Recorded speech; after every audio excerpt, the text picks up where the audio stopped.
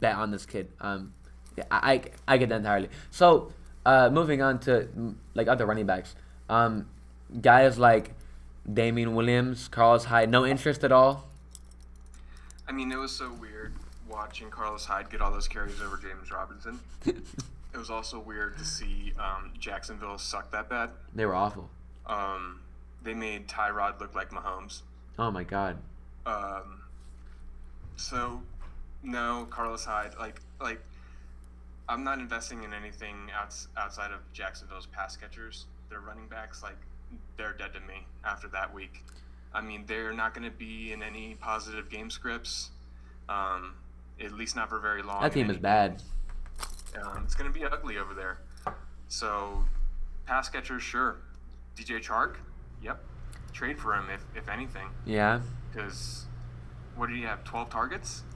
I don't know, but he had a fucking huge catch. It was a really big touchdown that I got hurt by, but that's all I remember. I'm pretty sure he was targeted at least over 10 times. If a guy with that speed and a guy with Trevor Lawrence's arm, if you're getting anywhere above 7 targets, I mean that's a plug and play, because every other week he's going to score a touchdown like that, a long touchdown. So, I'm a big fan of that. I must say, like, I'm like uniquely qualified to talk about this week's running backs because I'm literally in like a crisis right now in my home league, like with running backs. So, just for transparency's sake, I'm using my number one claim, like overall in the league, on Mitchell. Then I have another claim in for Damien Williams. I'm dropping, I believe, Wayne Gallman, and I'm dropping Brian Edwards, which I don't want to drop him, but I'm desperate. I think Williams has a chance to hold some deep PPR appeal because, I mean, he can really catch the ball. If he's in that Tariq Cohen role, which he might be, because I mean Cohen just doesn't seem like he's coming back. I mean Cohen was like RB9 1 year. I mean it was totally anomalous, but like there's a world where Williams is startable. I have a claim in for Carlos Hyde, but it's not dropping anybody. It's like if my claim for if my claim like doesn't go through, like for Harris or no for Williams. I just think anybody getting that carries, and just because of how fucking stupid Urban Meyer is, like there's a chance that Hyde just becomes a starter at some point. I mean it's very low, but like I mean Hyde could be startable in a matchup 1 week, and if you're really desperate for, like for running backs, I think you could do worse. So just for transparency's sake, I am okay, especially with Damien Williams. I actually might try to pick him up in like other places, but I mean Hyde is pick upable, I guess, if you're desperate enough. In your standard 12-team leagues, I could see Damien Williams being a pickup over Carlos Hyde. At least for me, I would go Damien Williams. Yeah. Because I like the usage that he saw. I think the offense is just better overall. Like, you're not going to have to deal with the idiocies of Urban Meyer learning the NFL. He sucks. And failing. I mean, come on, bro. You had the best matchup you could have asked for in week 1, and you were thrashed. They got their ass beat by the Texans. That was ugly. The Texans are awful. I would be legit embarrassed if I were Urban Meyer. They got their ass beat by Mark Ingram and like one knee. That shit was awful. You know, I hope he's taking a long look at his play calling after that week and is trying to revamp his thought process, because whatever he was doing did not work at all. So with that said, go on to, you mentioned Carlos Hyde and Mark Ingram. Yeah. So one quick one about Jacksonville, like as a whole here. Like, so as much as I joke about it, NFL coaches aren't dumbasses most of the time. But like when you have like a legit person that like Urban Meyer, where you're like, is he like just not good at coaching football? You can try to take advantage of that, because like clearly like James Robinson is the superior talent to Carlos Hyde at this point. But when you have a guy like Urban Meyer, like it's just worth having the other guy in the backfield in case he just gets mad at JR one day, because he's not very smart. But I mean, moving on to Mark Ingram. No, I mean like so he's not available in my league, so like I didn't pick him up. But like, I mean, Lindsey is a legit rusher. He's a legit talent. David Johnson can catch the ball. David Johnson was really good last year when he played. And this is the Houston Texans, which was supposed to be like a historically bad team, and they probably still would be. I just don't see, like, I'd be surprised if Mark Ingram eclipses that carry count in like a multiple in like a 2-game stretch all year. Like, I mean, he just got fed. I don't want Ingram. I'm more apt to pick up Damien Williams than Ingram. Yep, couldn't agree more. I mean, this is quintessential Week 1 NFL. Mm-hmm. We were everyone in the world was expecting Houston to get thrashed by the number 1 overall pick, by this new coach and their new hot offense. It didn't work. Surprise, surprise. It's the NFL. Experience wins out in those situations, you know? Especially a first NFL game for a coach like that. Yeah. I would give all of the credit to the veteran presence in Houston's roster for that win. Mm-hmm. Okay? Mark Ingram has been there and done that. Mm-hmm. That said, that's not going to happen again. Never. It's definitely not happening next week against Cleveland. Hell no. Mark Ingram, I hope you played him Week 1. That was the only time you're going to be able to play him. Exactly. If you're spending any kind of fab on him, you're wasting it. If you're trading for him, I don't know why you're playing fantasy. That's tough. So we can move on from the Texans. That was their one game this year. Mm-hmm. I'd be surprised to see them win a second, honestly. They might go 1-16. They have no talent anywhere on the roster. They're starting Tyrod Taylor with a punctured lung. You know, it's tough. It is. You just can't overreact to things like this in Week 1. Everything was wonky. Mm-hmm. You know, Aaron Rodgers had the worst game of his career. It was so bad. You know, like, are we gonna go ahead and just say Aaron Rodgers is gonna have a shitty year? No. So, like, we can't turn around and say that Mark Ingram's gonna have this illustrious, voluminous year. He's not. It's 1 week. Don't overreact. Stay true to what you did in the pre-draft process. We did all that work in rankings for a reason, you know? Mm-hmm. That doesn't get thrown out after 1 game. Nope. Doesn't. I agree. Jaguars and Texans was an interesting game. How about the Chargers and the Washington football team? Oh, man. It was hard to see. Fitzpatrick wasn't very good before the injury. It was a little rough sledding there to start. And then he gets hurt. We get Heineke to come in. I drafted McLaurin in my big league. I am worried. Yeah. I'm a McLaurin owner as well. The whole theory behind him. Okay. Like, the whole theory was, like, Fitzpatrick, he's a gunslinger. McLaurin's really fast. This is going to be incredible. It's not that anymore, but what is good is Curtis Samuel is on the IR. So he's still, like, this week was just anomalous overall. I still expect him to have an elite 30% target share until Samuel's back, and then, I mean, even then, like 25 plus.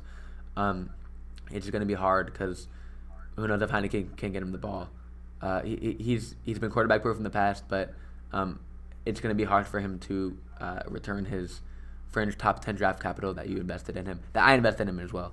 But I mean, like, until further notice, I'd still put him in the lineup and forget about it. Because, I mean, especially with Samuel on the IR. I mean, this guy, elite talent, elite target share. The quarterback isn't great, but, I mean, they're going to manufacture some touches for him. So, I'm still starting him, but, I mean, it fucking sucks, you know? It's tough.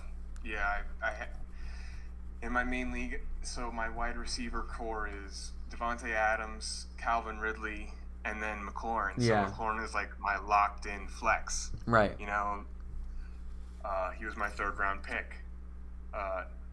Like, I'm not benching him. No, you shouldn't. Even if Heineke is bad, I can't bench him. No. If you invested in him as your wide receiver 1 or 2, you're definitely not benching him. Can't do it. You gotta either roll with the punches or you trade him for what you can get now, which is probably not very much. You're going to take a hit in value. He's not gonna be fine, as in he's gonna be a top 10 receiver again, but he's not gonna be much less than a mid-wide receiver too. I don't think, like, especially in the short term. I mean, this is still an elite talent with an elite target share, and I mean, like Heineke, like this dude was Vanilla Vic for a week. Like, I mean, like, who knows if he has magic in him. It's not like Fitzpatrick is like Patrick Mahomes. I mean, I like him and he's ideal for your fantasy players, but let's not act like this is an elite quarterback. There are much worse backups in the league as well. Yeah. With that. Yeah. So I mean, like, hold on to him. Hold on to McLaurin. It'll be fine. Yep. Don't sell low. That's the point here. Any thoughts on Gibson? Well, he got the maintenance day today. Mm-hmm. He got the rest. They said it was a shoulder, but it was maintenance. They got the short week. They play on Thursday night against the Giants. Mm-hmm. I'm really not concerned. You have to think that with Heineke taking over, he gets leaned on that much more. Yeah. They were definitely leaning on him heavy even before Heineke came into the game. Mm-hmm. So I really don't have any concerns over Gibson outside of the overall ceiling that obviously takes a hit when your QB1 goes down. It doesn't matter what team you're on, you're going to take a hit there. Mm-hmm. So that's coming for Gibson, but outside of that, I don't really have any concerns. He's definitely still getting the volume, and he's still an elite talent in the league. Yeah, Gibson is an incredible buy low right now. I have notes on him, and we'll get to him later. But I mean, just go get Gibson. He's locked in top 8, in my opinion, rest of the season. I mean, he's gonna get fucking fed, both through the air and on the ground. I mean, I can't say enough about him. Don't be worried about what happened. I mean, he's gonna be great. I feel better about him. This game would it be about Mike Williams? He was drafted pretty late, sometimes in the 8th round, but you could have gotten him as late as the 10th or even 11th round in some drafts. Yeah. And he was the true X out there for the Chargers. He was getting a good amount of targets. He was the first read on a lot of plays. Mm-hmm. It was everything you could have asked for if you were investing in Mike Williams in the draft. What do you take away from the Chargers, if anything? Well, first I have one more point on the Redskins actually. J.D. McKissick didn't see the field. I was watching the game, but I mean, like, snap shares and, like, he wasn't there. He didn't get a target. I mean, Gibson's just gonna be insane. But that's besides the point. I don't know. I mean, Eckler was Didn't get a target. Yeah, Eckler was, and this happened last year too. I think week 1 he had like 1 target or two targets, and it was like, oh shit. But I mean, like, Eckler's gonna be fine. He comes off the short week. He actually gets a goal line touchdown, which was very encouraging. Don't be worried about Eckler. I mean, as long as his health checks out fine and any practices, I mean, he's an RB1. So yeah, that's what I think. Yeah, Eckler, even though he didn't get a target, he had the most goal line carries for the week. I think he had like 6 carries Oh my God. 10 or something like that. That's awesome. That's awesome for him. That is the best news. Like, he could have no targets, which he did. But that happens, and I'm thoroughly encouraged, and I would rank him higher than I did pre-draft. Because I mean because that was the one worry, right? That was the one worry, like legit one worry, like that round single would come in and steal those goal line carries. Yeah, but he doesn't. He got 6 of them. Because newsflash, he sucks. Like, that's great. Eckler's that dude. Yeah, 100%. Yeah. So let's move on to the next game, the Seahawks and the Colts. I got to watch some of this game. Yeah. It was a great game. Regardless of the Colts preseason, where I was worried about them coming into this, how they would just kind of maybe be discombobulated. Mm-hmm. They didn't look too bad. Jonathan Taylor looked strong. He was running well. The Seahawks defense looked hungry. Yeah. Let me tell you that. Bobby Wagner and Jamal Adams were everywhere. Okay? And then you throw in, they had another linebacker or 2 who were also all over the field. Mm-hmm. They looked really good in this game. Something to watch out for. They're in a tough division. Oh yeah. But that Seahawks defense looks improved. The Colts, they definitely relied on the run there. Wentz was meh. Saw a good amount of usage for Nyheim Hines. Mm-hmm. Not a lot for Pittman. Would have liked to see more targets for Pittman. Anything that you saw or heard about this game that you would have to take away? So Tyler Lockett proves though you can't bench him ever. DK Metcalf is still going to be an elite, maybe even top 5 receiver. I mean, he's the shit. They're both going off. Don't ever bench Tyler Lockett. It's a bad idea. Chris Carson is great. Don't worry about him. I mean, JT I was very encouraged with actually. I believe he had 7 targets, 6 catches. He was more efficient on those catches than Nyheim Hines. And if that's so, Phillip Rivers is the screen quarterback. But if that is anywhere remotely close to what he's going to get in the receiving work, like later on, I mean, he is a set it and forget it, high-end RB1. Because, I mean, he's already an elite runner that can break out big plays behind a great line. But if he's going to get that pass catching work, I mean, incredible. So I would bump him up. Once again, just don't ever set Lockett. If it starts that question, and it's anybody that's like fringe anything or Lockett, it's always Lockett because he's gonna do that multiple times this year. I mean he's great. So that's what I have.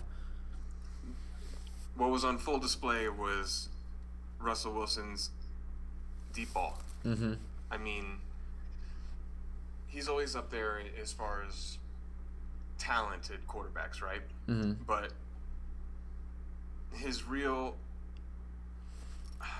the thing that propels him over everybody else is that deep ball. He is so good at that. He practices it. It's beautiful. A lot. It just goes. It really is. It's beautiful.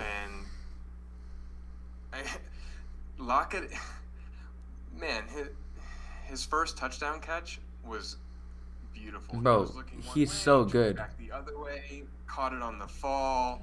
I mean, that only happens when you have that kind of chemistry. Lockett to Wilson is and that's exactly why it's you so can't sit beautiful. him. No, like you can never sit him. Like it's a dumb question. If it's like I don't know, like a Corey Davis or a Tyler Lockett. Like I don't care the matchup. Like Lockett's gonna do that against anybody. Like you cannot guard that. Like just start him every time. He's incredible. If you are thinking about sitting Tyler Lockett, you shouldn't have drafted him in the first place. Yeah, because, I mean, come on. He doesn't look anything similar, but he's this, like, Mike Evans type, where, like, he's going to disappear a couple of games. But that's fine. Like, it's not like you're getting zeros every week. You're getting 40s. More, he's going to have these obscene blow-up games that, like, nobody else, like, his weekly ceiling is higher than anybody besides probably like Devontae Adams, DK Metcalf, AJ Brown, like these like huge like totally alphas, and he's just not anywhere near there. But like his weekly ceiling is of that. Like he can win your week, and he probably will a couple times this year. So you just come on, you can't sit him ever. So let's talk about the Jets and Panthers. Ooh, okay. I actually watched almost all this game. Yeah, I didn't get to watch any of it. I got to, just followed it through DK. Mm-hmm. But it looks like McCaffrey hit his 5th career game with 80 yards rushing and 80 receiving yards. He's so fucking good. It's pretty solid. He's so fucking good. He's okay. But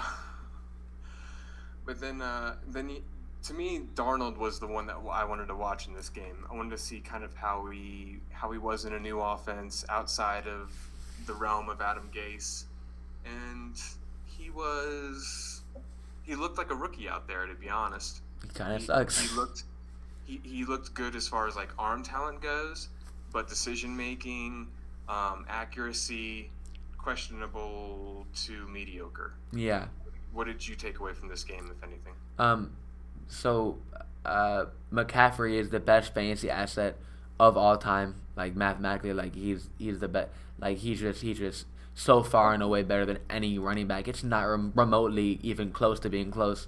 But besides that, you should be really, really worried about Robbie Anderson. You should be really, really worried about him because he catches a beautiful, like, Darnold threw a fucking, oh, it was sick. I mean, I think it was a 57-yard touchdown. I mean, it was beautiful. But I believe that was his only target in the whole game. And the whole thing, oh, shit, okay. 10 minutes. We're cool. We can just run it back. But, like, the thing with, like, Robbie Anderson, his whole thing last year was consistency.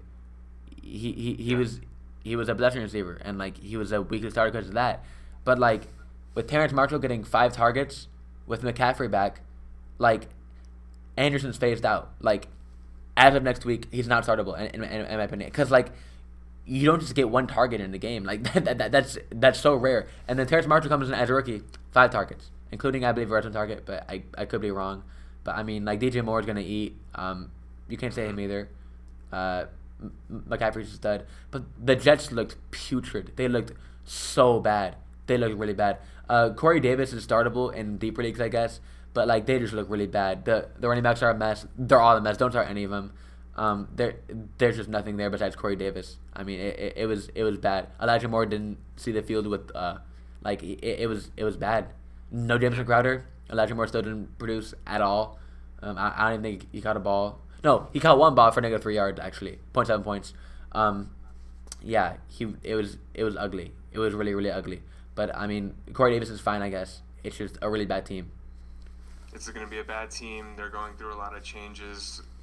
Coach is trying to, make his impression not only in the team, but, like, how it runs. And, yeah, that was hard to watch. And I'm sure it's even harder for Salah to watch in the film room this week. Yeah, it was bad.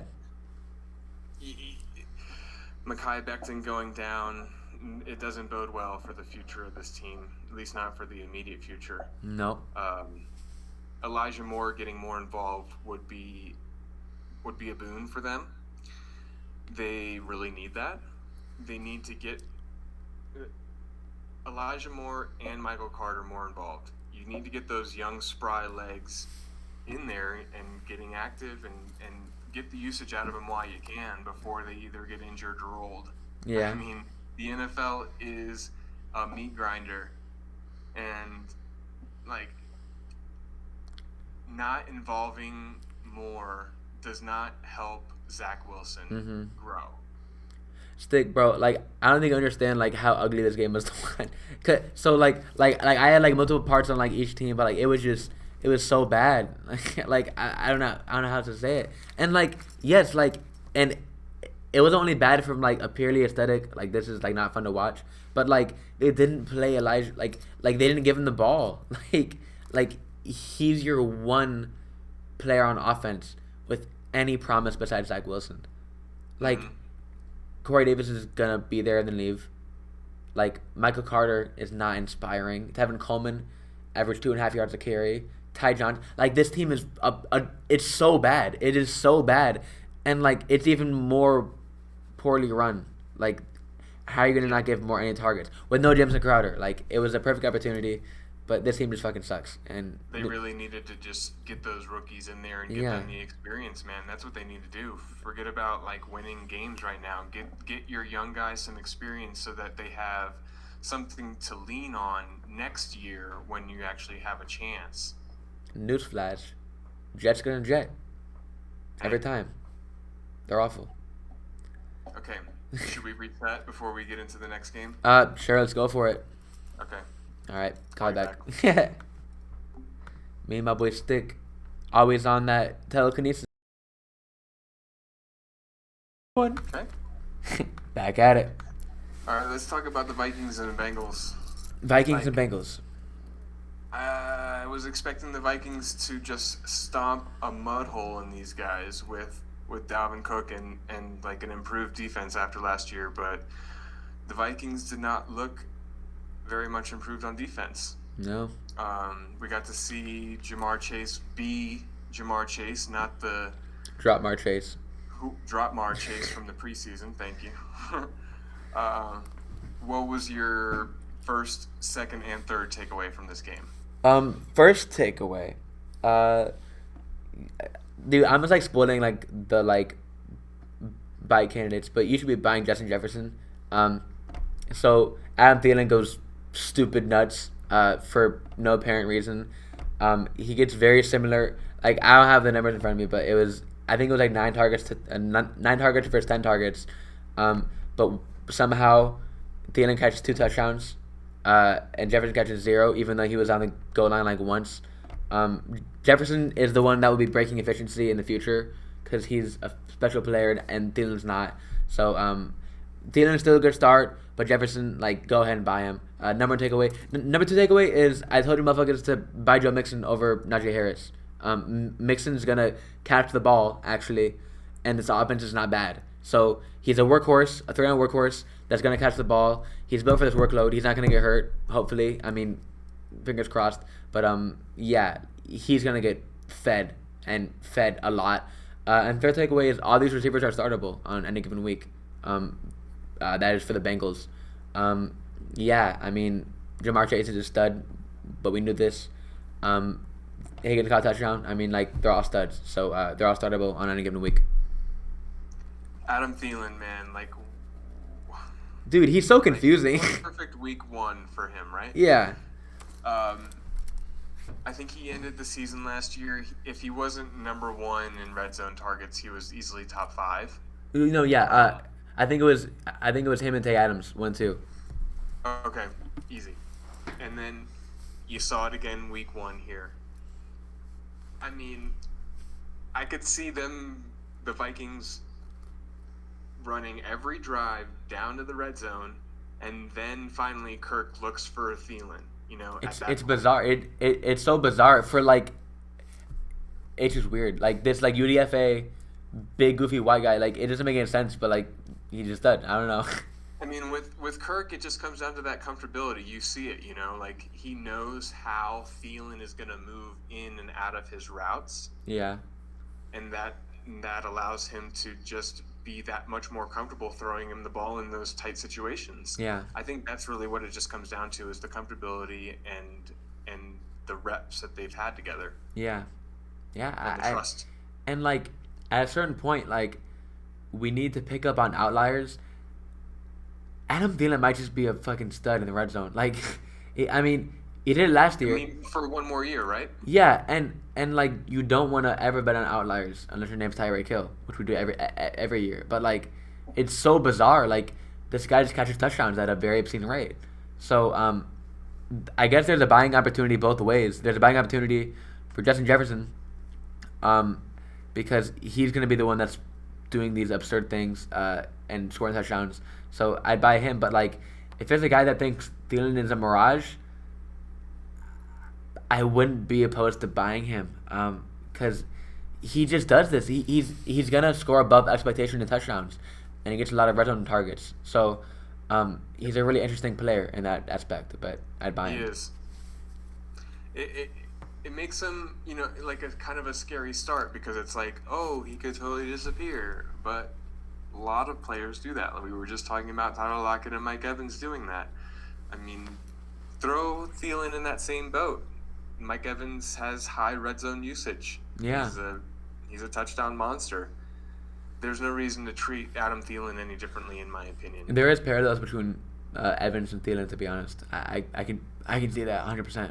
But, I mean, Thielen's just weird, man. He's just weird, but I'm here for it, you know? Happens on my team. Yep. Overall, a good game. Liked everything that I saw from both, outside of the Vikings defense not taking that step forward that I would have expected under Zimmer and a full off season and no COVID and all that good stuff. Maybe they get better week 2, but something to keep an eye on. Mm-hmm. Let's get into this slobber knocker of the Cardinals and Titans. What a game! That shit was badass. I got to catch pieces of it. Kyler Murray. Whew. I mean, he was one that I was targeting a lot in drafts. Mm-hmm. In my home league, he went in the 2nd round. Wow. I mean, wow. I didn't have a chance at all there, unfortunately. But damn, did I wish he would have fell. He's really good. That offense is just running so hot, so fast, and he's going to be a part of every touchdown, man. Yeah.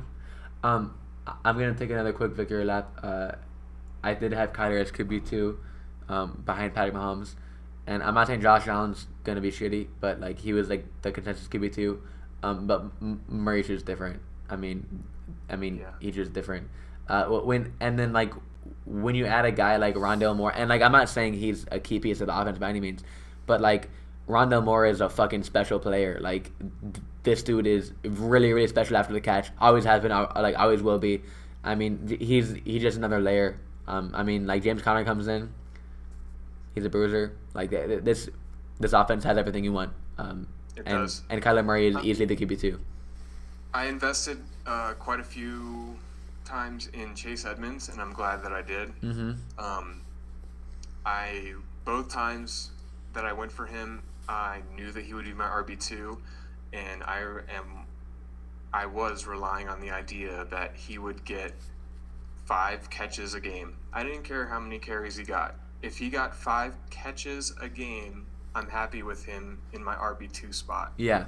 And as of right now, I'm playing him every single week in my RB2 until he does not catch 5 balls. Yep.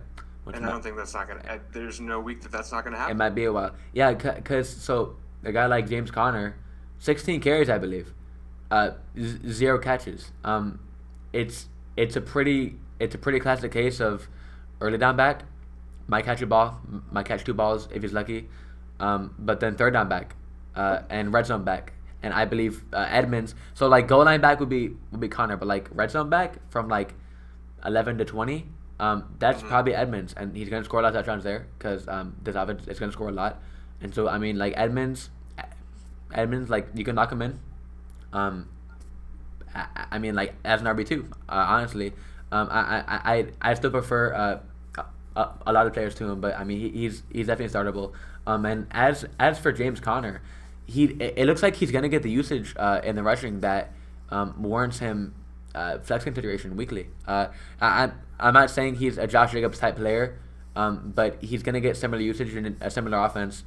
He's just not quite as good, and his role is a little bit less desirable. But I mean, this is a guy that is gonna get 11 to 20 carries depending on the game script, and might stumble into a couple catches here and there, and score some touchdowns. So I'm interested in both these backs as flex options, but I do prefer Edmonds a little bit in PPR. Yeah, you could do worse than James Conner.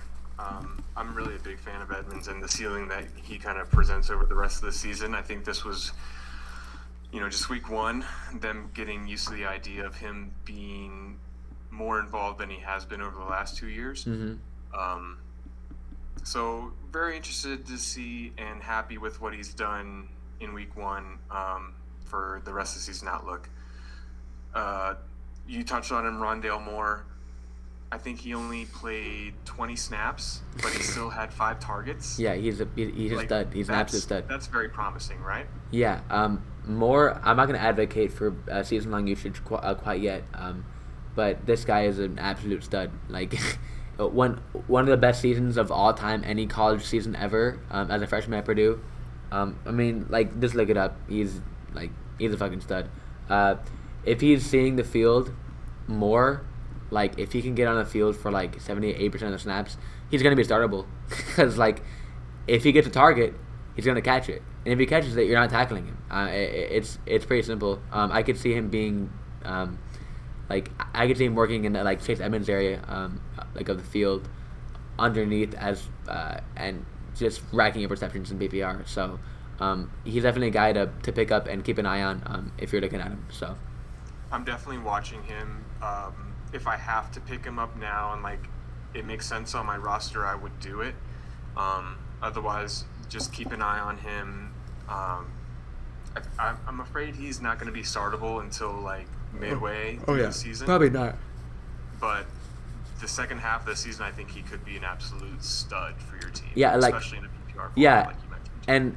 And by stud we mean 2019 Deebo Samuel, where he's where he's catching 6, 7, 8 balls a game and breaking tackles at every play, and that's gonna be startable every week. So it is well within his range of outcomes to be an every week starter by midseason. And for that reason, I go pick him up. With Deebo, yeah. Totally same type of usage I would expect. Especially in his first season with San Francisco. That's a great comparison. Yeah, very similar players, and I believe so. This is really a really obscure stat because I looked up earlier, but from from weeks 10 through 18, no, 10 through 17, 2019, Deebo Samuel was the wide receiver 9 overall. So like he was like a high end play every week. And that is the ceiling that Rondo could easily reach if he just keeps getting snaps. So go ahead and pick him up. So then, other side of the ball, the Titans obviously didn't look that great on offense. We can attribute that to the limited reps that they saw in the preseason because of the COVID situation that they dealt with. Are you worried about anyone in particular on the team? Are you trying to get out from underneath Julio Jones, perhaps? No, I'm a Julio fan season long still. Yeah, I mean, the team didn't look great, but like I'm gonna hold on to this theory for a little bit longer. Julio Jones is the Julio Jones prototype, and AJ Brown is made out of the Julio Jones prototype. So there's a world where the original is still better than his like knockoff, I guess. I mean, that's kind of lazy analysis, but like I mean, he's uber talented and he's a very similar build to AJ Brown. I don't see a world where he is not startable quite yet, but I mean, I think crazier things. But I'm still holding Julio because I mean, like you can't sell him now, you know. I'm still holding Julio, and I'm buying him if I can, if I can get him for like really cheap. But yeah, I'm still a Julio fan overall. I would hold Julio. I would sell him if I can get a decent price for him. I'm not excited or looking forward to the rest of the season. No. I don't particularly, in general, you know, outside of Julio Jones and his immense talent, in general, not a fan of wide receivers in their first year with a new team. Yeah. Especially not an aged wide receiver. Yeah. You know, Stephon Diggs, what he did last year was pretty special. Yeah. In a first year with a team like that. You've seen other old wide receivers move teams late in their career and they just kind of don't do anything. Andre Johnson is one that comes to mind.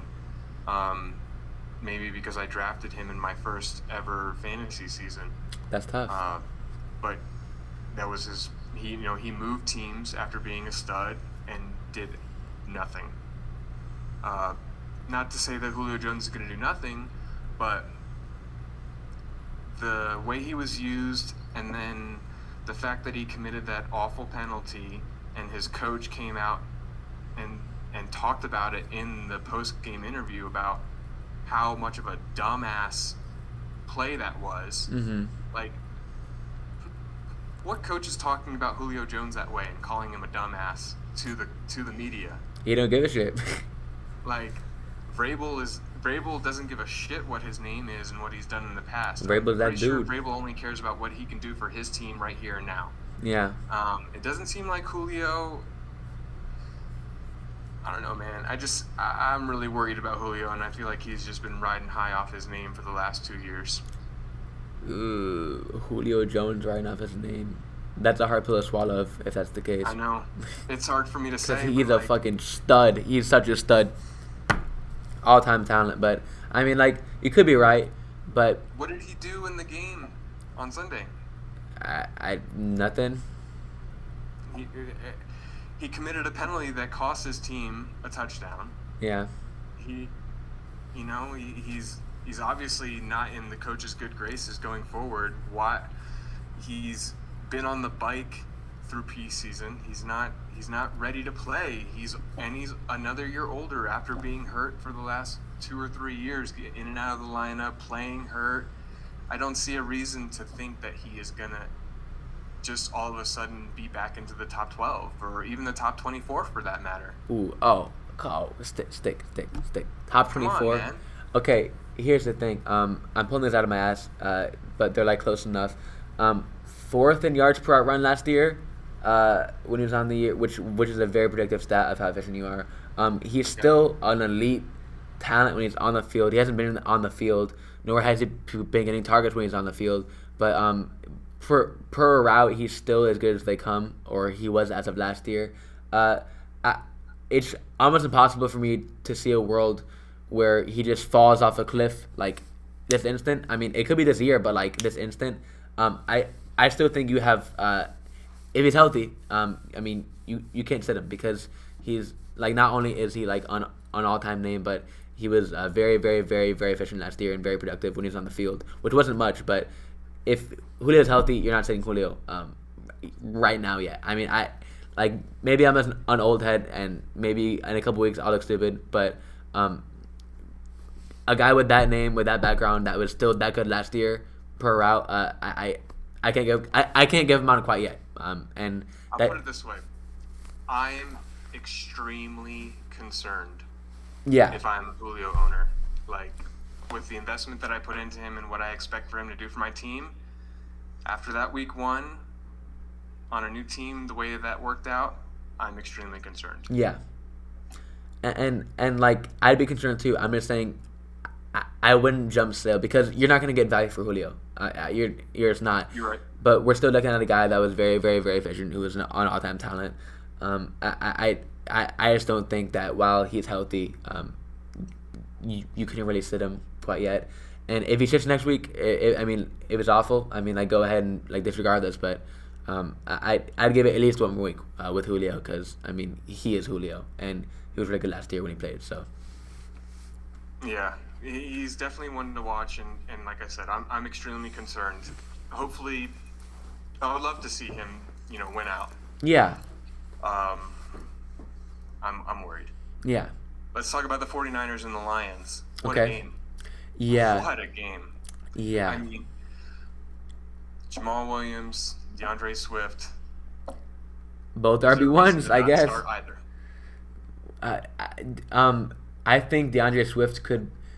I mean, this is redraft, but like I think DeAndre Swift could be the dynasty RB1. Like this guy's gonna have 16,000 targets per week. I don't know where to start. I mean, Hawkinson is gonna get fed. These receivers are fucking awful. They're so bad. It's literally gonna be Hawkinson and Swift in the target share, with Williams handling some carries. I mean, I think you auto start all 3 of those guys, pretty much every week from now on out. I mean, until we see Williams do something else, but they're all very strong starts, especially Swift and Hawkinson. And outside of that, just no chance. Just no chance with any line besides that. I'll tell you what, being a Rams fan, I saw plenty of Goff, and I'll tell you one thing the man knows how to do is check it down. Yeah. And he had it on full display this weekend. What was it, 13 that Swift had?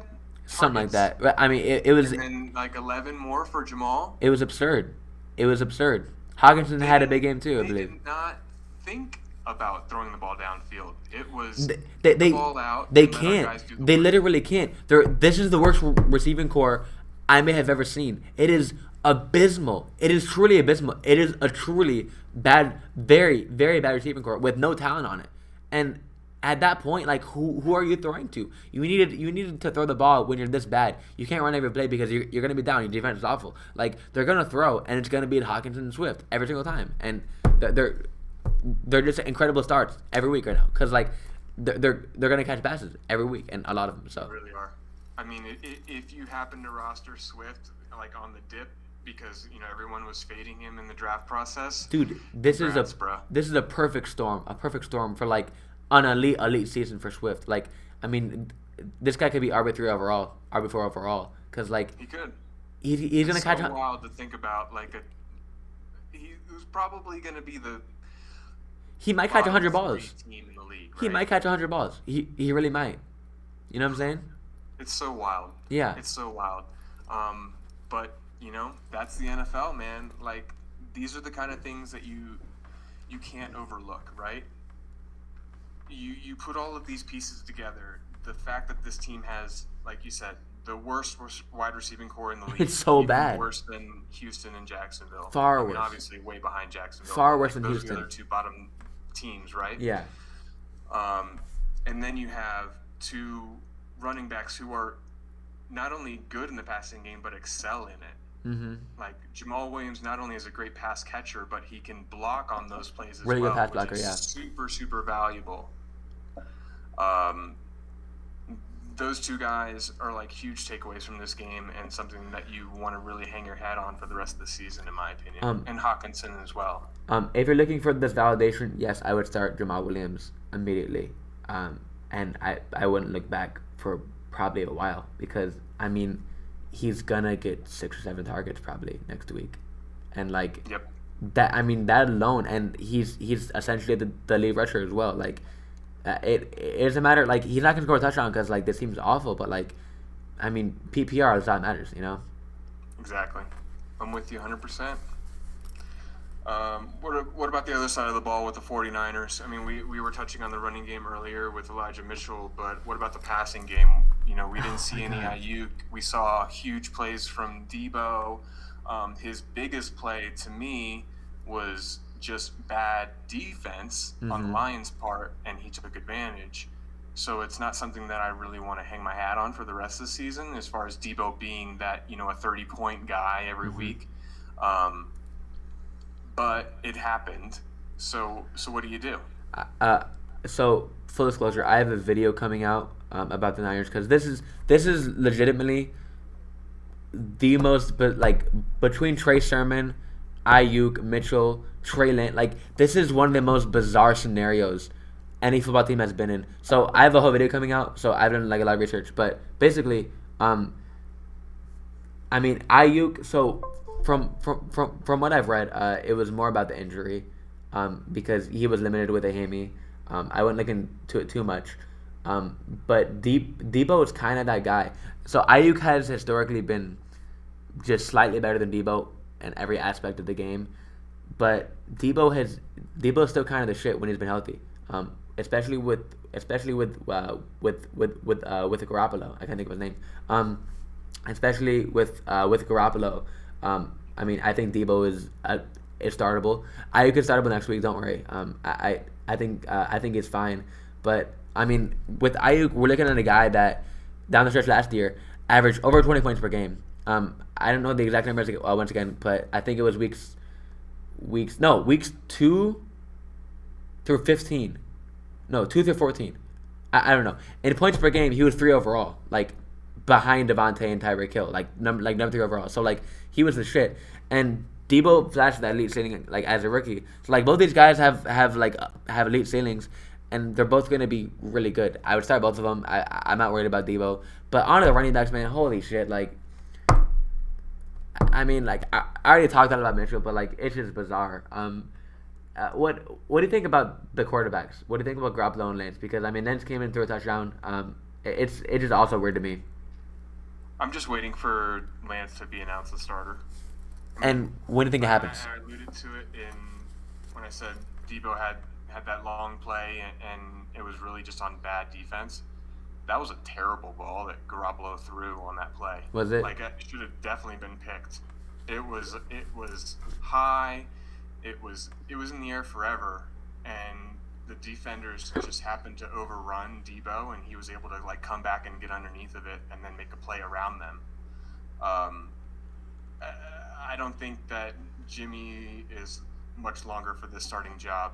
I think it's only a matter of time, and I'm honestly waiting for it to be announced before week 2. Before week 2. As soon as Lance gets the 100% clearance from the medical staff on his chipped finger or whatever, then I think he's going to be named the starter. Wow, I'm worried about George Kittle. Me too. I am. I was worried about him going into the draft process. Me too. People drafting him so early, and like I get it, he's like uber talented, but the way this team runs, it's not like he's not a Darren Waller. You know, like they're not going to be force feeding him targets. There's a lot of mouths that can be fed on this team, and the thing that they love the most about George Kittle isn't his yards after the catch. As great as that is, his primary value comes from his run blocking. Like the dude is a freaking monster in the blocking game. Yeah, I don't know why it was close between Waller and Kittle. I mean, it wasn't for me, and I'm on the record saying that. Fuck everybody says otherwise. Like, I don't know why it's close or why it was close. I mean, it's not even close now. But like, would you rather have Hawkinson or Kittle now? Like, it's right, a legit question. That's the closer situation. 100%. Yeah, like I mean, like Kittle, like it's bizarre. He has 5 targets in a game like that, 5 targets overall. Um, I believe 4 catches, and like he was fine. I think he had like 11 or 12 points. Like he was fine because he's George Kittle, but like where's this elite ceiling? Like he's not gonna stop run blocking. Like Hawkinson has a higher ceiling right now. Mark Andrews might have a higher ceiling if Rashad Bateman doesn't play. I don't think it's a big three anymore. I mean, like I don't know. It's hard to say. Hawkinson would be the third Yeah, it really is hard to say. So like because of the volume. yeah, and it's Kelsey and Waller. I mean, it's a Kelsey 1, Waller 2, but then like I don't think it's a big three. It's hard to say, especially with Ayuk back in the game next week. It's hard to see a world where Kittle is this elite difference maker, and like he's gonna be tight end 1 and probably high in tight end 1, but like he's not gonna be with Waller and Kittle. I think it's a 2-man tier now. And maybe I'm overreacting, but like that's what I think right now. Totally with you. I was worried about Kittle going in, like I said, and he's obviously going to have his blow-up games because of the talent. Yeah, he's benefit from that. He's probably the best talent in football, like talent wise, and like you can't indict that because he's incredible. But like,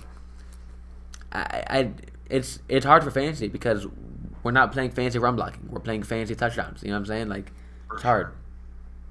For sure. Steelers and Bills. You want to talk about your team? Sure. I have some thoughts. Yeah. So I'm just gonna talk about Najee. You can talk about like whoever you want. Najee's gonna be really good. I believe he was the only running back to record a carry, and he had 3 targets, I believe. 16 carries, 3 targets.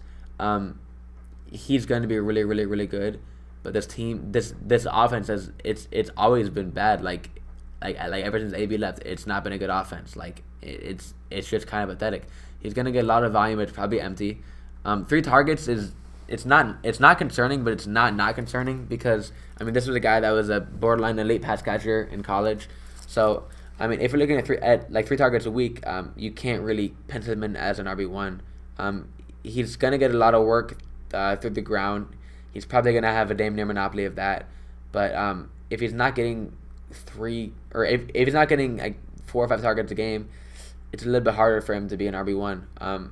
I would much rather have Joe Mixon now that I saw that, and I already had that stance. But I mean Najee is sliding a little bit, but I mean like he's gonna be fine. It's gonna be hard for him to access an elite ceiling. I think.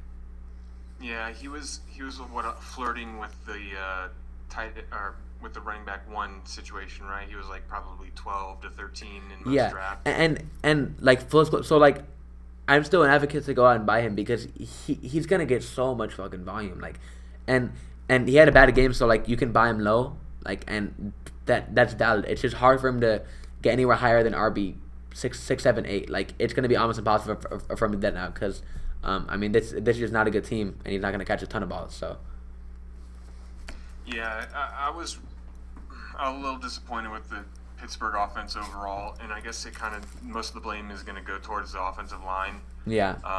They really didn't get much better. They didn't provide Ben with a whole lot of time, and Ben didn't show a whole lot of variability in his game. I felt he was very limited in what he could do for the offense. You know. Yeah. The biggest thing for me that I'm taking away from Ben, and I've seen this for the last couple of years now, actually, is his deep ball. Okay. The difference that I see in his deep ball versus other quarterbacks is as soon as the ball is hiked, Ben is in a 3-step drop and he's letting that deep ball go. Yeah. Right? It's almost before he even sees his guy open or not. He's giving them that high lofted ball that they can just run under, you know, and it takes time to get there, and they can get a good 20, 30 yards underneath that ball. Yeah. But the difference is, like a Mahomes or you could talk nearly anybody else in the league, they'll let their receiver get 20 or 30 yards deep and then let it rip. And that's the difference. Yeah. Is those other guys are letting their defender or letting their receivers get deep before letting it rip, where Ben is just like he's just taking a chance and lofting it up it's literally a Hail Mary every time. It's literally a chance. Like, usually you take a chance and they catch the ball. It's a chance for Big Ben. He's not like, seeing them open first. He's just lofting it up yeah, for the 50-50. yeah, To me, that is just, it's limiting the offense. So while we all love Deontay Johnson and Chase Claypool, Ben is hurting them. yeah. I'm still a big Deontay fan, but I mean, the thing with Claypool was that was going to be a problem. Like, Ben doesn't throw deep. He had the lowest 8 out last year, lowest or like fastest like time to release. Like, he just doesn't do that. Deontay is going to be fine, I think, because he's going to get fed and fed and fed. But I mean, like, this was always going to be a problem for Claypool, and I've said it before. Like, Big Ben is not conducive to his play style. Like, they're direct opposites, and so I mean, like, you can't play him with any confidence weekly, because I mean, who knows if Ben's gonna get it there that week. Yeah, what he's great for is like a bye week fill in, with that, because he'll give you that ceiling With upside, yeah. Yeah, but that's it. Yeah, Like I exactly. drafted him in a couple of leagues, and I'm not starting him until either Juju or Deontay are out of the lineup. Yeah. Or I see something different out of Big Ben in the offensive line. I agree entirely. Eagles and Falcons. Eagles Falcons. Oh my God. We touched on it a little bit. The Falcons looked abysmal. They gave Matt Ryan 0 time to make anything work. Yeah. They were still trying to feed Mike Davis late in the game. He ended up with, I think, nearly 20 carries, even though they were well behind. Yeah. Ugly for the Falcons. We talked about Calvin Ridley, and I've pounded the table for him as my wide receiver 1. I am super worried after that. I have him in every redraft league I'm in, and I am too. I still think the numbers from last year are pretty incredible. Like, this guy, he's probably gonna lead the league in air yards or be close to it. I mean, he's getting fed. It's just this offense looked fucking awful. So this was a game that I watched all the way through because I have so much Ridley, but this offense looks so bad, and it could be because the Eagles have a pretty good front seven, but like Matt Ryan could not get anything going, and he didn't have time to get anything going. It was rough. I wouldn't go ahead and sell Ridley. I think he's gonna be fine. I really do. Ultimately. It's just, this was just a really, really, really ugly game. If you have Mike Davis, you're encouraged. Davis is definitely startable weekly. If you have Pitts, you should be encouraged. This dude was playing receiver the entire night, and he had, I believe, 8 targets. Pitts is gonna be fine. Oh shit, my bad. Pitts is gonna. With Pitts, let's talk about what I shared in the chat. Yeah. Good old buddy Ian Hartitz. Yeah. Tweeted out. Love him, by the way. 80% of Pitts snaps were out of the slot or out wide. Yeah. 80%. Travis Kelce was at 69% last year in his transcendent year. It was incredible. So what does that say for Pitts? He is gonna break the tight end position. Yeah. They're gonna have to create a new position for what this guy is doing. Is kind of my thinking and where I'm going with him. What do you think? I'm just saying this to be a douchebag. Would you rather have Kyle Pitts or George Kittle right now? Pitts. I trust that he's going to be used more in the passing game. He's not going to be in there to block. No. George Kittle's really good at blocking, and they want him to block. So exo facto. It's. Give me the guy who's going to be out there to catch passes, not the guy who's going to be out there to block. Yeah, it's not even a bad take. I'd still rather have Kittle just because I'm an old head and I've seen him do great things, but Pitts is gonna be fucking crazy. He's wild. In redraft he's gonna be the shit. He's gonna be the shit in the stain. He's awesome. Big fan of Pitts, big fan of Davis. Ridley, I'm worried, but I give it time. This guy, he was so good last year without Julio getting all these targets and shit. I think he's gonna be fine. This is just a bad performance by the Falcons overall. What do you think? Yeah, you just have to hope that the offensive line can get some continuity going and get a little bit of chemistry and give Matt some time. I mean, that was really the bottom line there, is he had no time to do anything. That's basic football, you know? Yeah. If you don't have time in the pocket, you're not going to have an offense. That offense just it looks so bad. Like, it looked like I was watching like the 2012 Browns. Like, it was a really bad team. I mean, and obviously there's better days ahead. But like that was just not like that was just a really bad game to watch. I mean, yeah, It was. I got robbed of 3 hours of my time, but it's whatever. Other side of the ball, though, Devontae Smith catches his first touchdown of his career. Love to see that. He's gonna be a stud Goddard too. caught his touchdown. Kenneth Gainwell catches a touchdown. Yeah. What do you take away from the Eagles? Are you looking to roster Kenneth Gainwell, because he was probably undrafted? Yes. Boston Scott was supposed to be that guy, but he's not. It's Gainwell season, and I'm all for it because he's interesting as a prospect. I mean, pick him up if you need him. Devontae Smith is a weekly starter if you can fit him in. I have Pitts, and the 2 players I have in every league are Pitts and no, not Pitts. Ridley and Smith. In every league I have. I mean, it was always going to be this. It was. I mean, he's going to get a lot of targets. Jalen Hurts is a competent-ish passer. This offensive line's decent. I mean, decent offense overall. Smith is going to get fed, and that's all you really need. I mean, he's a fringe wide receiver 2 weekly now. I mean, easily a flex play. And if you can fit him in, you do it every time because he's gonna get the target and he's talented. So I like him a lot. But I mean, Goddard. I don't know what to think. I'm not a big fan of Goddard. I'm a big fan of Miles Sanders. He looked great in this game. He looked really good. Sanders Undervalued in the draft process. Yeah. He was like at that range where he was going like at the end of like the workhorse running backs, and I was just picking him up a lot. I liked him a lot. So overall, Smith is a start every week. You should be encouraged by Sanders. Gainwell, pick him up. That's it for me. What about you? I like Goddard. If you drafted him, you should be happy because Ertz got hurt in that game. Well, don't be happy that Ertz got hurt, but happy that he's now the only tight end.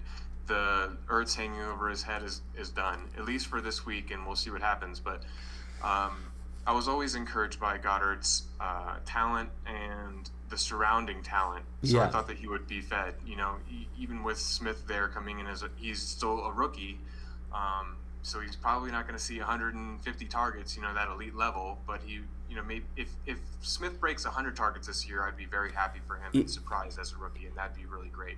I think that's almost a lock that he breaks 100 targets. I legit think this guy is like going to be a weekly starter. Like as of right now, like he's going like there's nobody on this offense. I mean, like Jalen Rager's solid. Obviously Goddard, but he is far and away the best receiver. He's probably the best receiving threat. Sanders and Gainwell, I mean they catch passes, but like we're not dealing with like a CMC here. I mean, right. Smith's going to be great. And I'd say he easily surpasses that threshold of 100 targets. So I'm a big fan of his. And redraft, of course. Yep. Okay, Browns and Chiefs. Got to see my boy Nick Chubb. Yeah. Do his thing. Looked great. Man, I can't wait to play him next week against Houston. That's going to be a lot of points, a lot of touchdowns, a lot of yards. Speaking of, if the Browns are somehow on the wire, that's the DST to pick up this week. I put in a claim for them as well. I have like 6 claims in my home league because of all the running backs, but that's my last claim. Yeah, I agree. Yep, Browns and Packers are the DSTs to pick up. The Packers played the Saints, so hopefully they're not owned. And the same with the Browns, they played the Chiefs, so probably not owned in your leagues. Packers played Detroit, right? They play Detroit this coming week. Yep, on Monday night. That's gonna be a fucking mess. That's gonna be an absolute. That's gonna be wild. Rodgers is gonna have 500 yards, I bet. My boy Joey P called it a bloodbath. Yeah, it's gonna be ugly.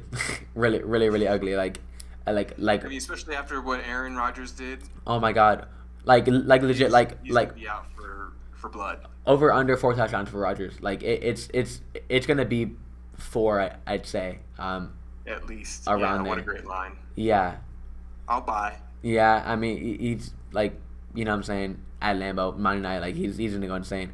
But yeah, great defense there. The Browns. It always feels weird playing Kareem Hunt when he gets like 4 carries, but you gotta do it every week. I mean, it's been a year and a half sample now of Kareem Hunt. He's like the Adam Thielen of running backs. Like he outproduces touchdowns like for no reason. He's very talented. He catches passes and scores touchdowns. And I mean, he's a great running back. You gotta play him. I mean, Nick Chubb obviously like weekly starter. But like I mean, my big thing is Hunt. Like, where's the reservation? Like, you need to play him almost every week because it's been a year and a half sample of him being like a fringe RB1, like a legit RB1, even though it doesn't look like it should like in the box score, but like it just happens somewhere or another. Like fourth quarter, 2 minutes left, he scores. It's what he does every time. Like, I don't know. Start Hunt. Yeah, I mean, and there's no reason to think that those touchdowns are going to go away. No. I was watching the game and it feels weird, but like it's not going away. In the second quarter, I think, or maybe even in the first quarter, and they're in the red zone, and Hunt was in there for 4 or 5 straight plays, and I'm like, why is Chubb not in the game? Because Hunt just died. That is proof that Stefanski has trust in Hunt, not only in general, but in situations to score. As he should too. Like Hunt is a really really good player and a really good offense and a very coveted role. Like you need to play him. He's gonna be an RB2 almost every week, and if he keeps I still think it's a little bit fluky like with touchdowns, but like he gets there. Like if he's scoring these touchdowns like he is, he's gonna be an RB1. Like he was last year, like by some weird miracle he was an RB1 last year, and like it sounds weird saying it because he's RB2 on his team, but like he's gonna be an RB1 if he keeps doing this. So I mean, with that said, this coming week for DFS, I'm playing Kareem Hunt over Nick Chubb. Yeah. Because of the value that he provides in your costs, and I just don't think that there's a way that Houston keeps him out of the end zone. Oh this no. dude is scoring a touchdown this week. And Kareem Hunt is gonna get the garbage time, which could be like fucking 3 quarters. Like there's a world where Chubb has like 9 carries for 60 yards and 2 TDs, and then is pulled like for the rest of the game. You know what I'm saying? Like For sure. that's in the range of outcomes. So yeah. Yeah, definitely looking forward to that matchup next week with the Browns and Houston and all the fantasy goodness Oh. that I'll get from that. All the points. Chiefs side of the ball, they didn't lead until the last score of the game. Of course, because of the Chiefs. I mean, That team is so fun to watch. Oh my god. fed. And then Tyreek Hill ended up with 13 targets. I did not see that coming. No. I mean, I thought, he's always going to be used, but 13 targets is a lot for Tyreek. Oh yeah. That's great. I still think Travis Kelce is tight end 1. I really want to buy into this narrative that I've created actually. Like, it's the world, like it's legitimately like an all-time great target funnel in Las Vegas. Like it is legitimately one of the best scenarios of all time for a tight end to be in. Him just getting all these targets and being that talented, but like at the end of the day, like Kelsey's Thanos. Like this dude's inevitable. Like he's gonna put like 20 points like every single game, and it's gonna be very consistent, and it's gonna happen no matter what. So I mean, I don't know what to say.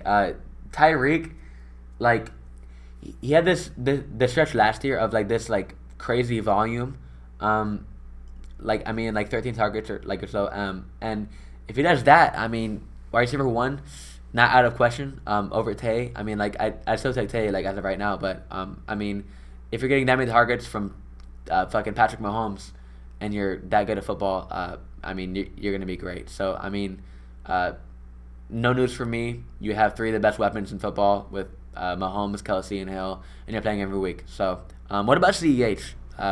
Yeah, what about that? What do you think? I'm worried.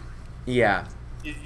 It almost looked like not quite the Bills out there, but close enough. Mm-hmm. Where they just. It's almost like they're saying the running game is just kind of an ancillary piece to what we're doing.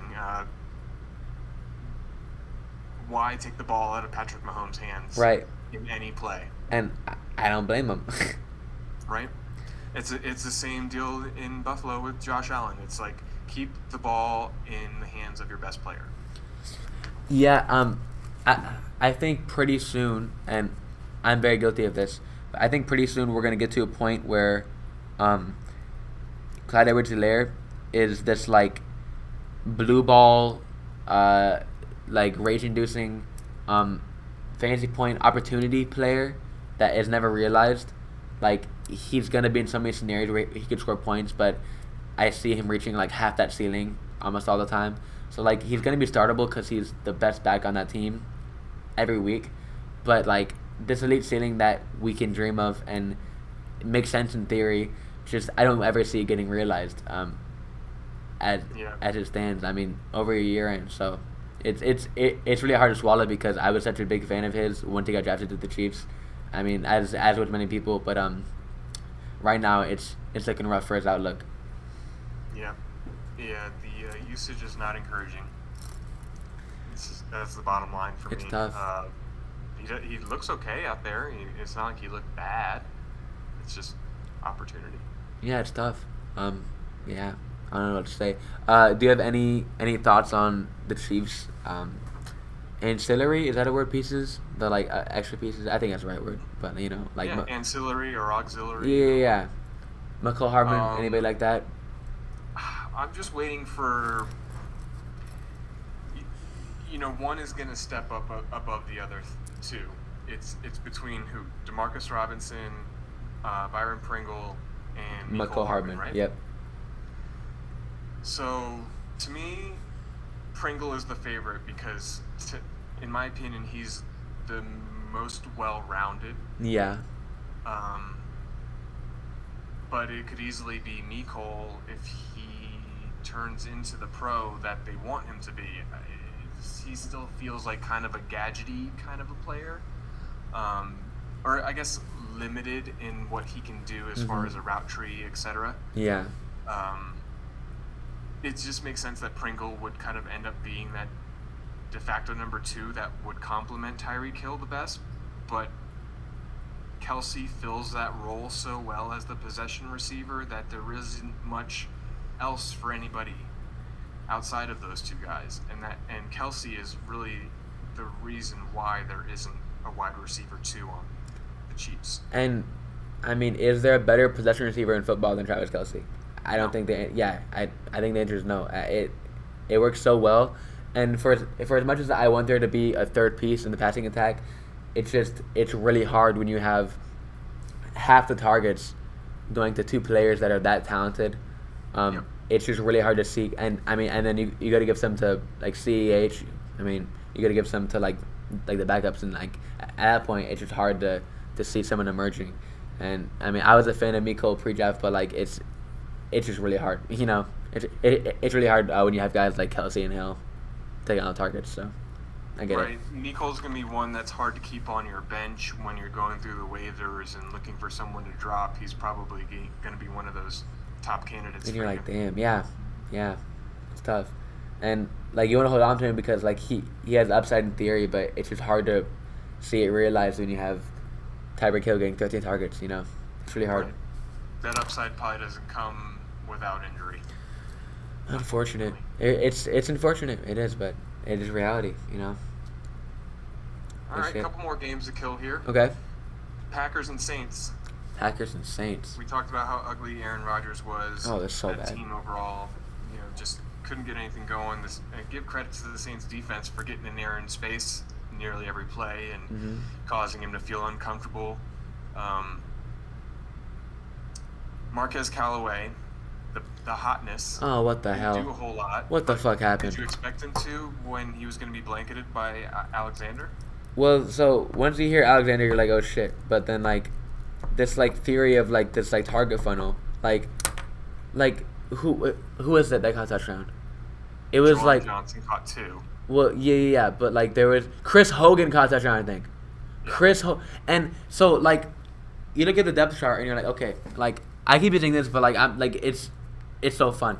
Like you have Darren Waller. Everything here, where's my camera at? Everything is going to him. literally, there's no world where he's not the 1A, 1B, 1C, and number 2 option on that team. And it looked like it was going to be like that for Marquez Callaway. I mean, it was like, okay, like Kamara's there, but like, it was a fucking perfect storm. Thomas is gone. Tre'Quan Smith is hurt. Troutman's limited. Like, he was supposed to get 10 targets this week. Like, this was his week, and then Jameis throws 5 TDs, and it was just disappointing. Nothing happened, and at this point, I'm off him entirely. Like this was the legitimate perfect storm. Like, everything was going right, everything set up, and then he just fucking sucks. So I don't know what to say. I'm really sad about that, to be honest. It's an odd game. Jameis threw 5 touchdown passes and less than 200 yards. Yeah. It was bizarre. It just doesn't happen in the NFL. So, like, you got to chalk that up to the week 1 weirdness. Yeah. Right? This is not what the Saints' offense is going to look like week in and week out going forward. Now that everybody knows that Jameis is the starter, they can prepare for it that way. They'll know that Taysom Hill is going to be limited to his certain packages. It's just going to be different after this week.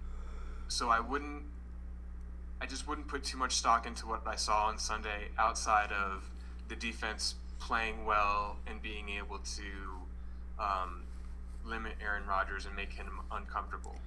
Yeah. So the Saints defense might be something to keep an eye on if you have a bad defense right now. But I wouldn't go crazy over Juwan Johnson making a waiver wire pickup for him. I wouldn't cut Callaway just yet. I would, for the record, but I'm just pissed off. I mean, I would be hard pressed to cut Callaway right now. To me, I chalk that up to Alexander. It makes sense, and like Jair's a freaking stud. He's incredible, but like this was like legit like the perfect storm. There was nobody on this depth chart of any note. Like, this was truly an abysmal. Like, this was like worse than like the Lions receiving core.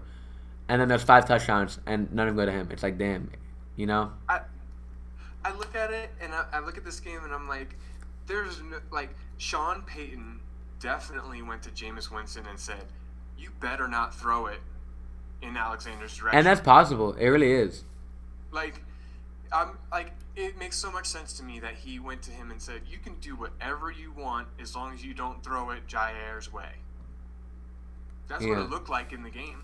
And that makes sense, and I might be looking stupid, but like, even then, like, I know Jameis has LASIK, but like, this man could have just like tipped something in the end zone. Like, he threw 5 touchdowns. He threw a touchdown to Chris Hogan.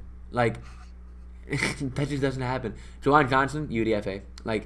This shit doesn't happen. Like, these Deontay Harris, he's like 5'6", 150. Like, he's exponentially smarter than me, and I ran cross country. Like, I shouldn't play football. Like this shit, like, it's making sense. Like, I don't get how that happens, and like it legit might just be that like Jair, like, don't throw his way. But like, even then, dude, like, even if he's getting directions to not throw him, like, how do you have that bad of a game with that many points scored and that much of a target funnel rate? Like, I don't know. It's bizarre to me. It's bizarre. Exactly, and more the reason not to buy in or oversell based off of what happened here. Just take a week, take a step back. Let's see what happens. I get it. Yep. But the Packers. We got the Packers coming up on Monday. We already talked about them taking on Detroit. They're definitely going to be bouncing back. Oh, they're whooping ass. Worried about those guys. I will say, even in a game where Rodgers has like 3 points, I mean, Devontae still scores 10. Like, he's a fucking stud. Like, come on. Yeah, like, nothing to say. I mean, he sits out the entire fourth quarter and still puts up double-digit points. Like, he's just that guy. He's a beast. Yep. But don't worry about anybody else. Yeah. Aaron Jones, don't worry about him. He'll be fine. Yep, he'll be fine. A.J. Dillon got some good runs, so that's, if he's not picked up in your league, he might be worth a look. If you're maybe lower on the priority or don't want to spend any fab at all and still get running back onto your roster, A.J. Dillon is worth a look to me. Very solid. It seems like they want to get him involved one way or another. Yep. And it could only increase throughout the season. Exactly. So he's just kind of an interesting add and hold for me. Yep, I agree. Very solid pickup. Okay, so let's move on to the Broncos and Giants. Quickly touch on Judy and his injury. That's Thank tough. God it nothing broken so far from what we can tell. And he might be able to come back this season. High ankle sprain. It's tough. That it's tough, but it looked a lot worse in play, so it's encouraging it a little bit. Sutton got phased out, didn't he? Like, didn't he catch like one ball? Yeah, Sutton, but he was also probably getting Bradbury most of the game. Let's see.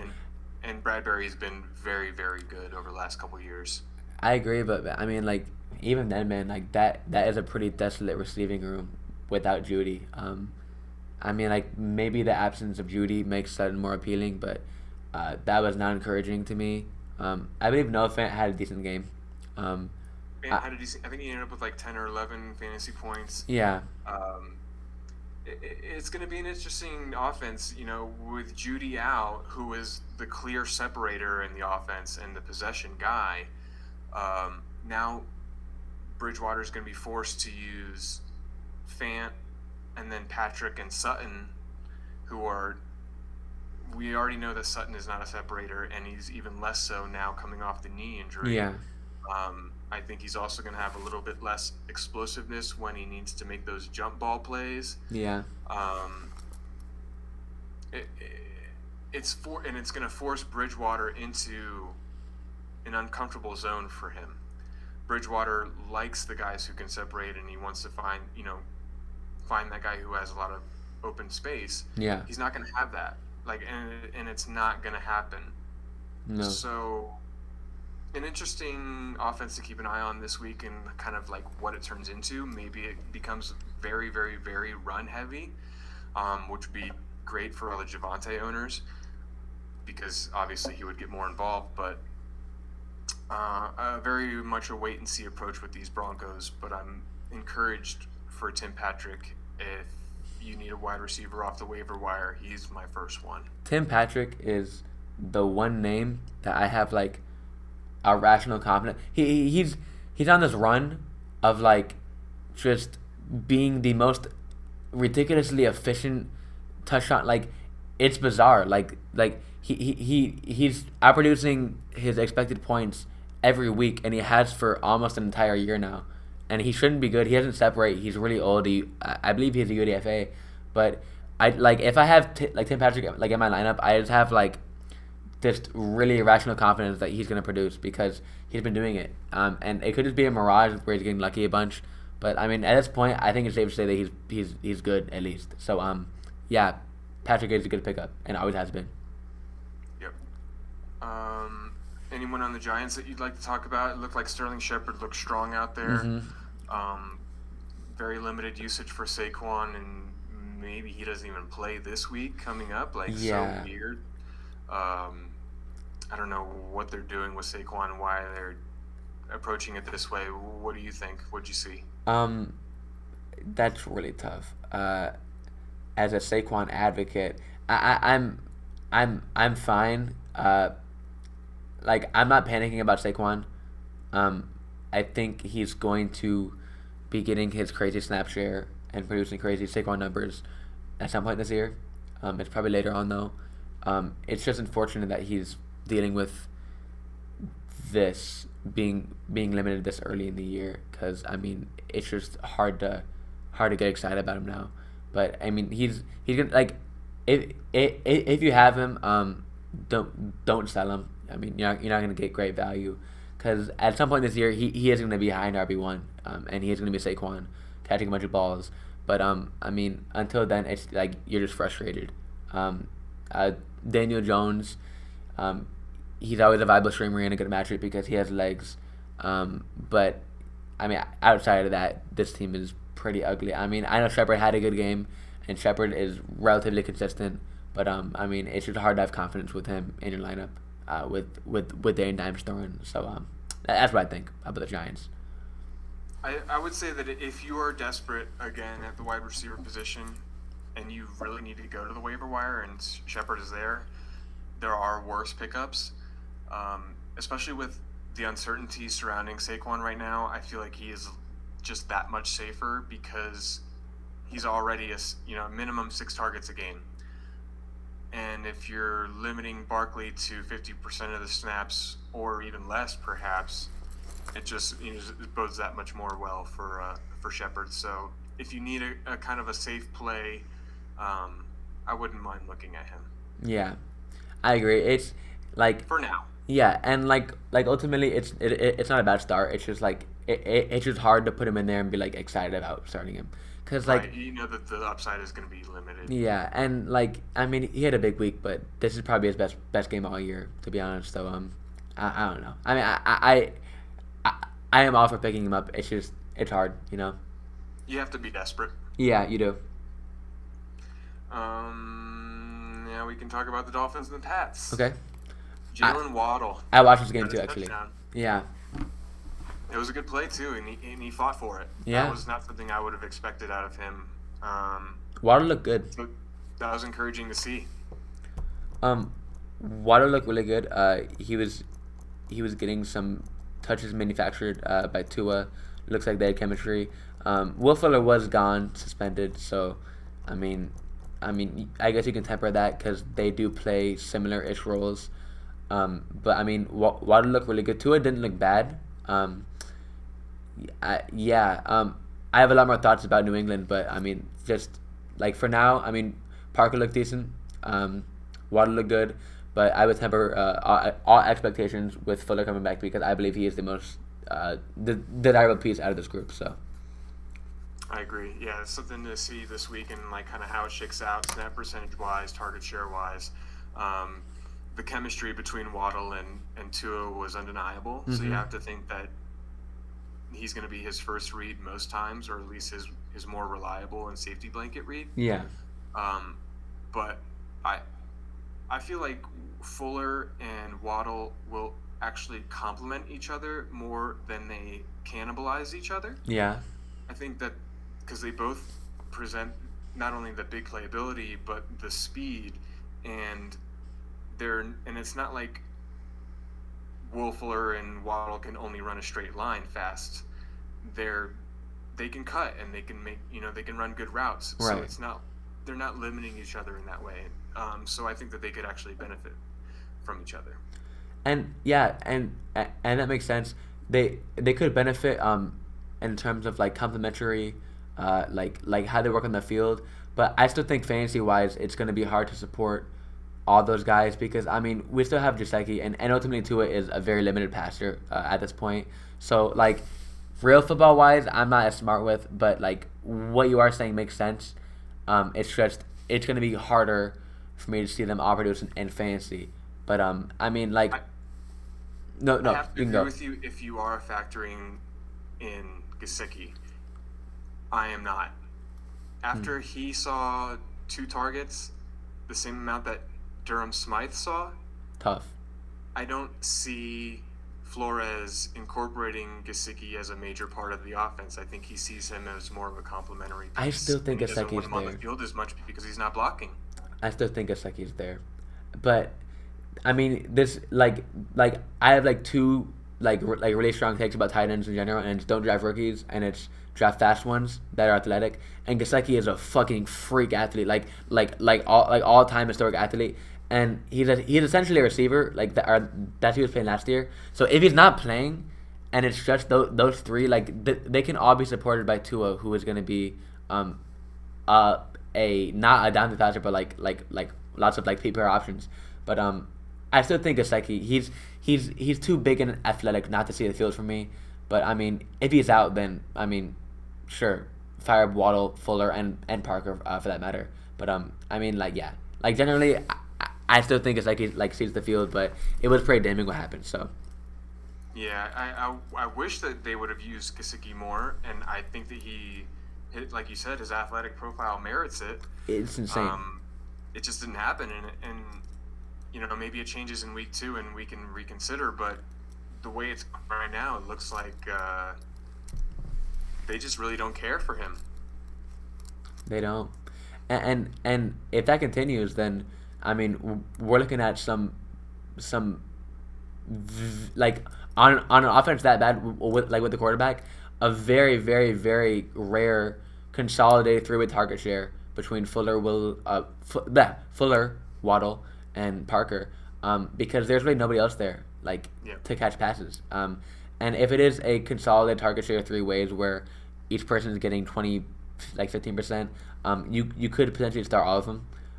I mean, this is just a situation like to monitor as we get going closer to the end of the year. So Absolutely. Keep an eye on it, see how it kind of shakes out, especially with this week, Fuller coming back. It'll be interesting. the Pats though, Pats.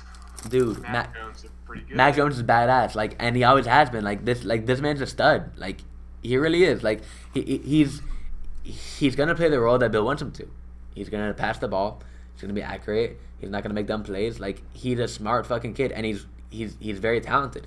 His profile is literally Joe Burrow, just with less draft capital and two knees. Like, he's a stud. And beyond that, Nelson Aguilar looked very good. Nelson Aguilar is potentially startable with this. John Smith got a couple of manufactured touches. He got a carry. Like, I'm very bullish on this entire offense, but I want to hear what you think first. First and foremost, Damian Harris. He's a fucking stud. He's so good. Okay. Even though he fumbled at the end of the game, and that's usually death Yeah. for Bill Belichick, 100 yards. I think that he's going to get the benefit of the doubt, and we're not going to have to worry about the fumble. I do too. Cause who else is there? Who else is there? It's Damian Harris, an elite running back, a legit elite running back, and then Ramondre Stevenson. Ramondre? Like it's gonna be the Harris show, and it's gonna be the Harris show every week with multiple 100-yard games, and I mean he's a stud. Like he's a weekly like RB2 from here on out for me. So Yeah. And then with that, you touched on Jonnu, who got a good amount of usage, but then so did Jacoby. yeah, I'm okay with starting all three of those guys. You know, Jacoby as a flex if you need to. Harris, like you said, is a locked-in RB2 for me. And Jonnu is an every week start at tight end. yeah. I mean Jonnu, like his potential here is very very interesting. So I mean, like obviously Harris is gonna get his. I mean James White is gonna catch balls, but if Jonnu is getting like the type of looks that he was getting in Tennessee, like near the goal line a lot, like some runs. I believe he had like a 7-yard run. There's just gonna be like chip plays here and there that are like novelty, along with his like regular pass catching work. That's gonna make him more than just a streaming tight end. I mean he's gonna be startable, and probably every week, because he's very very very athletic. He's built like a receiver. He's dynamic. I mean he's everything you want in a tight end, and Mac Jones is gonna give him the ball because he's a stud. So I'm incredible. Like out of any offense from like a week ago, like how they looked, I have improved my stance on the Pats most, because Jones looked exactly he looked exactly like what I want him to look like, I guess, is what I was trying to say there. Which is just a guy that's gonna get like everyone involved, and now everyone is gonna be startable because Jones is a fucking stud. So that's what I think. Pretty much, I'm with you 100%. I like seeing him, operate the offense. In his first game, he looked head and shoulders better than Cam Newton did all last year. Yeah, and like he's really good. Like he's gonna be competent every game he plays. Like there's gonna be very few of these like rookie mistakes, of these like really bad, and especially with a veteran team with a line like that. Like I don't think we're gonna see much of a curve for Mac Jones. Like I think he's gonna come in and be not an average quarterback, but like not a bad quarterback from day one, and just run the offense, which is like all you can ask for with a team like that, That's all that Belichick wants him to do. They don't want him to be Tom Brady yet. They want him to understand the offense, learn the NFL, get up to speed with the NFL, and if that takes a whole season, I'm pretty sure they're okay with that. They're just going to keep putting him in a position to be successful, not force him into a situation where he has to throw a 50-50 ball. Mm-hmm. Like, did he throw any 50-50 balls No, on Sunday? I don't think that's maybe that's one. not him. That's not him. And there's no need to, and Belichick's not going to ask him to do that. So, like, that bodes well for all of his pass catchers. Yeah, it really is a perfect storm with a lot of decent talents, but no elite talents. I mean, I think they're all gonna have their weeks. I mean, Harris is startable every week, John is startable every week, but I think guys like Aguilar and Myers are gonna be playable too. I mean, come on, this is just a very exciting offense with a guy like Mac Jones running it. That's gonna get everyone involved, and lots of points in PPR because he's gonna be throwing lots of checkdowns accurately, and it's gonna be great. So very bullish on this team. And they get the Jets this week, so Oh, fire them up, all of them. Harris, 120 yards and a touchdown is possible. I mean, Harris gonna eat here. He's gonna eat. Yep, and then Johnny will get his first touchdown too. Yes, sir. I would love that. All right, two more. Alrighty. The Sunday night game, Bears and Rams. My team took it to him. Oh my God. Matt Stafford, everything that we were asking for and more. Threw the ball so good it hit Jefferson in the face, and he still caught it. Van Jefferson. And then an even better pass to Cooper Kupp, who had, 20 yards of separation. Ridiculous. That was the most ridiculous. Absurd. Open wide receiver I've seen in a while. And then on the other side of the ball, David Montgomery showed me a lot. He was a stud. He really was a stud. 8 straight games where he's been a top 7 running back now. He's kind of a stud. Pretty good at football. He's kind of a stud. And for as much as you can clown on him, with no Tariq Cohen, he's gonna be a fringe RB1, if not a high end RB2, a very high end RB2. I don't know the exact stat, but I think it was like last year, once Cohen went down, which was like week 1, there was only like 4 running backs that scored more points via receiving yards than David Montgomery. He's very quietly a 3-down back that is a damn near elite rusher. And so I mean, if you have Montgomery, it's like set it and forget it, and you can almost expect an RB1 from here on out. From me. Yeah. Stud. And with that said, Andy Dalton looked mediocre at best. Mm-hmm. Granted, it's a very tough defense, but the minute that Justin Fields is given the helm, forget about it. David Montgomery is just going to skyrocket. So, to me, he is, even off of the back of this great game that he had, and his value is pretty high, I would still trying to buy him if I can. Wow. That's high praise. I think that his rest of season outlook is still a prettier picture than we have seen. And that's entirely possible, especially with a guy like Fields coming in who, I mean, he looked good. He's a stud. It's just going to create more scoring opportunities. It's at that base alone. Exactly. He's going to just have more opportunity for touchdowns. Exactly. And you can add in all the potpourri you want around that. And moving on to a guy like Allen Robinson, who would benefit from that. I mean, buy him too. Buy A-Rob. He records a line of 6 for 35, which is just really, really, really ugly. But I mean, we're still looking at a guy with a 30% target share, that is a very, very good separator, on elite talent, and a potential quarterback change coming in. So coming off of a sub 10-point game, I mean, he is a decent buy low, in my opinion. Don't be worried about him. I mean, this is just the Bears' offense. They look bad, but AR produces and so does Monty every time. So go ahead and buy A-Rob. Go ahead and be excited about David Montgomery. But besides that, I mean, I'm an advocate of picking up Williams, but I mean, besides that, it's just it's tough. Darnell Mooney looked pretty good. Yeah. They were relying on him for more than just the deep shots. Yeah. They were using him to get first downs, and that's encouraging. And then aside from him, I think Cole Comet is worth a look. Okay. He was, I think, 7th in routes run as a tight end last year. Okay. And then this week, I want to say he was in the top 5. Really? even though he didn't play the full complement of snaps. So definitely a speculative ad if he's on the waivers for you, because as soon as Justin Fields comes in, Oh, okay, yeah, good point. he's an easy plug and play. Good advice. Nice. So Rams, it's your team. Rams. I'll let you go because I know you're excited. I am. I mean, I'm as excited as Matt Stafford was running down the field after that first touchdown. You seen him? He was in Deion Sanders, high legging it. Stafford just winning out here. It makes me so happy to see as a Rams fan.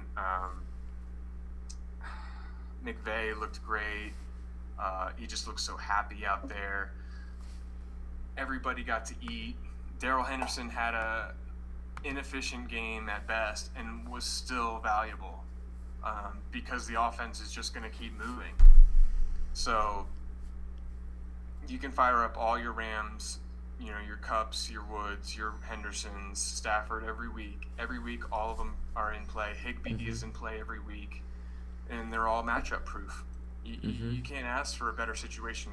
They're nearly Kansas City Chiefs when it comes to fantasy. And not as far as output, but as far as safety in your lineup. Yeah, you can rely on them. You're not thinking about sitting them because they're going to kill you.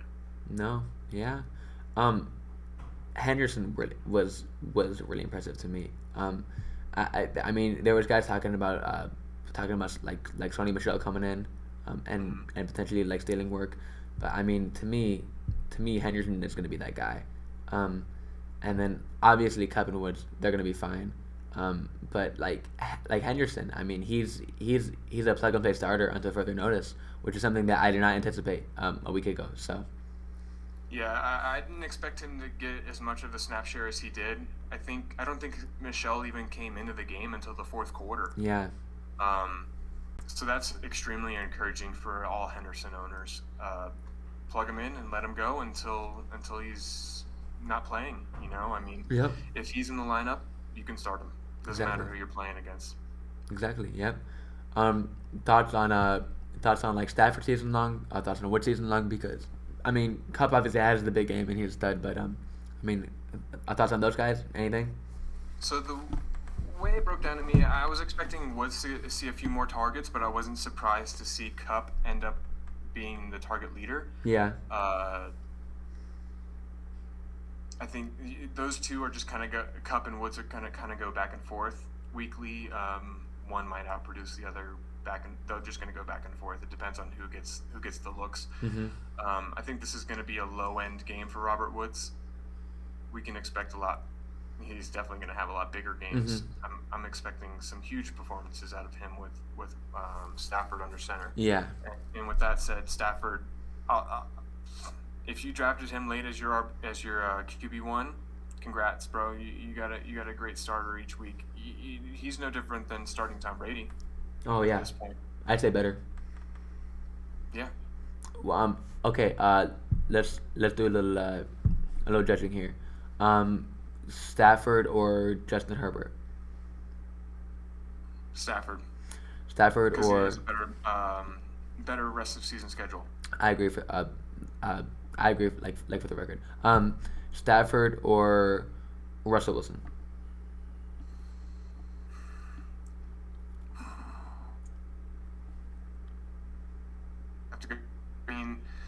As great as Stafford looked, Russ is just going to have that little bit of an edge because of the rushing ability he'll present, and Stafford's not going to be running in any touchdowns, maybe one if you're lucky.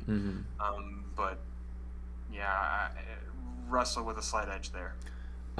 So I mean, Dak Prescott is higher. Yeah, I would put like Stafford in the 7 to 9 range. Okay, that's fair. And I mean, and you probably got him as QB 10 through 12. So I mean, yeah, you're getting value there for sure, 100%. Is there just one game left? Monday Night Football? That's it. Oh, shit. Ravens Raiders, maybe the best game of the week. Oh my God, it's badass. What a game! I mean, so yeah, I lost on Lamar Jackson's overtime fumble by 1/10 of a point. That's some bullshit right there. it was tough to watch. It was a roller coaster, but you know what? That's what makes fantasy. That is fantasy. For that loss that I took in week 1, maybe I get that win when it really counts.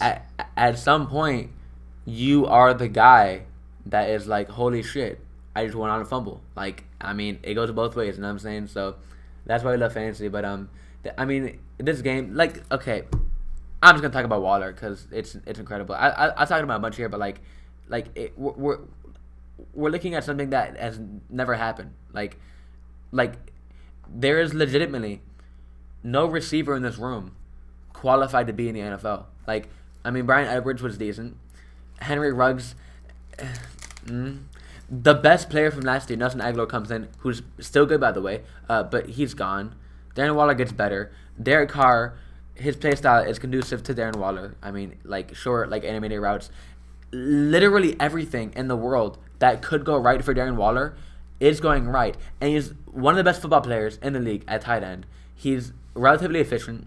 There is, you cannot think of a better scenario. And this is a testament to like Kelsey that he's still like tight end 1, but this is legitimately the most perfect storm that could possibly happen between quarterback, between weapons around him. Like, everything is going right for Waller. And if you drafted today, I mean, he would be a top 15 pick, I'd say.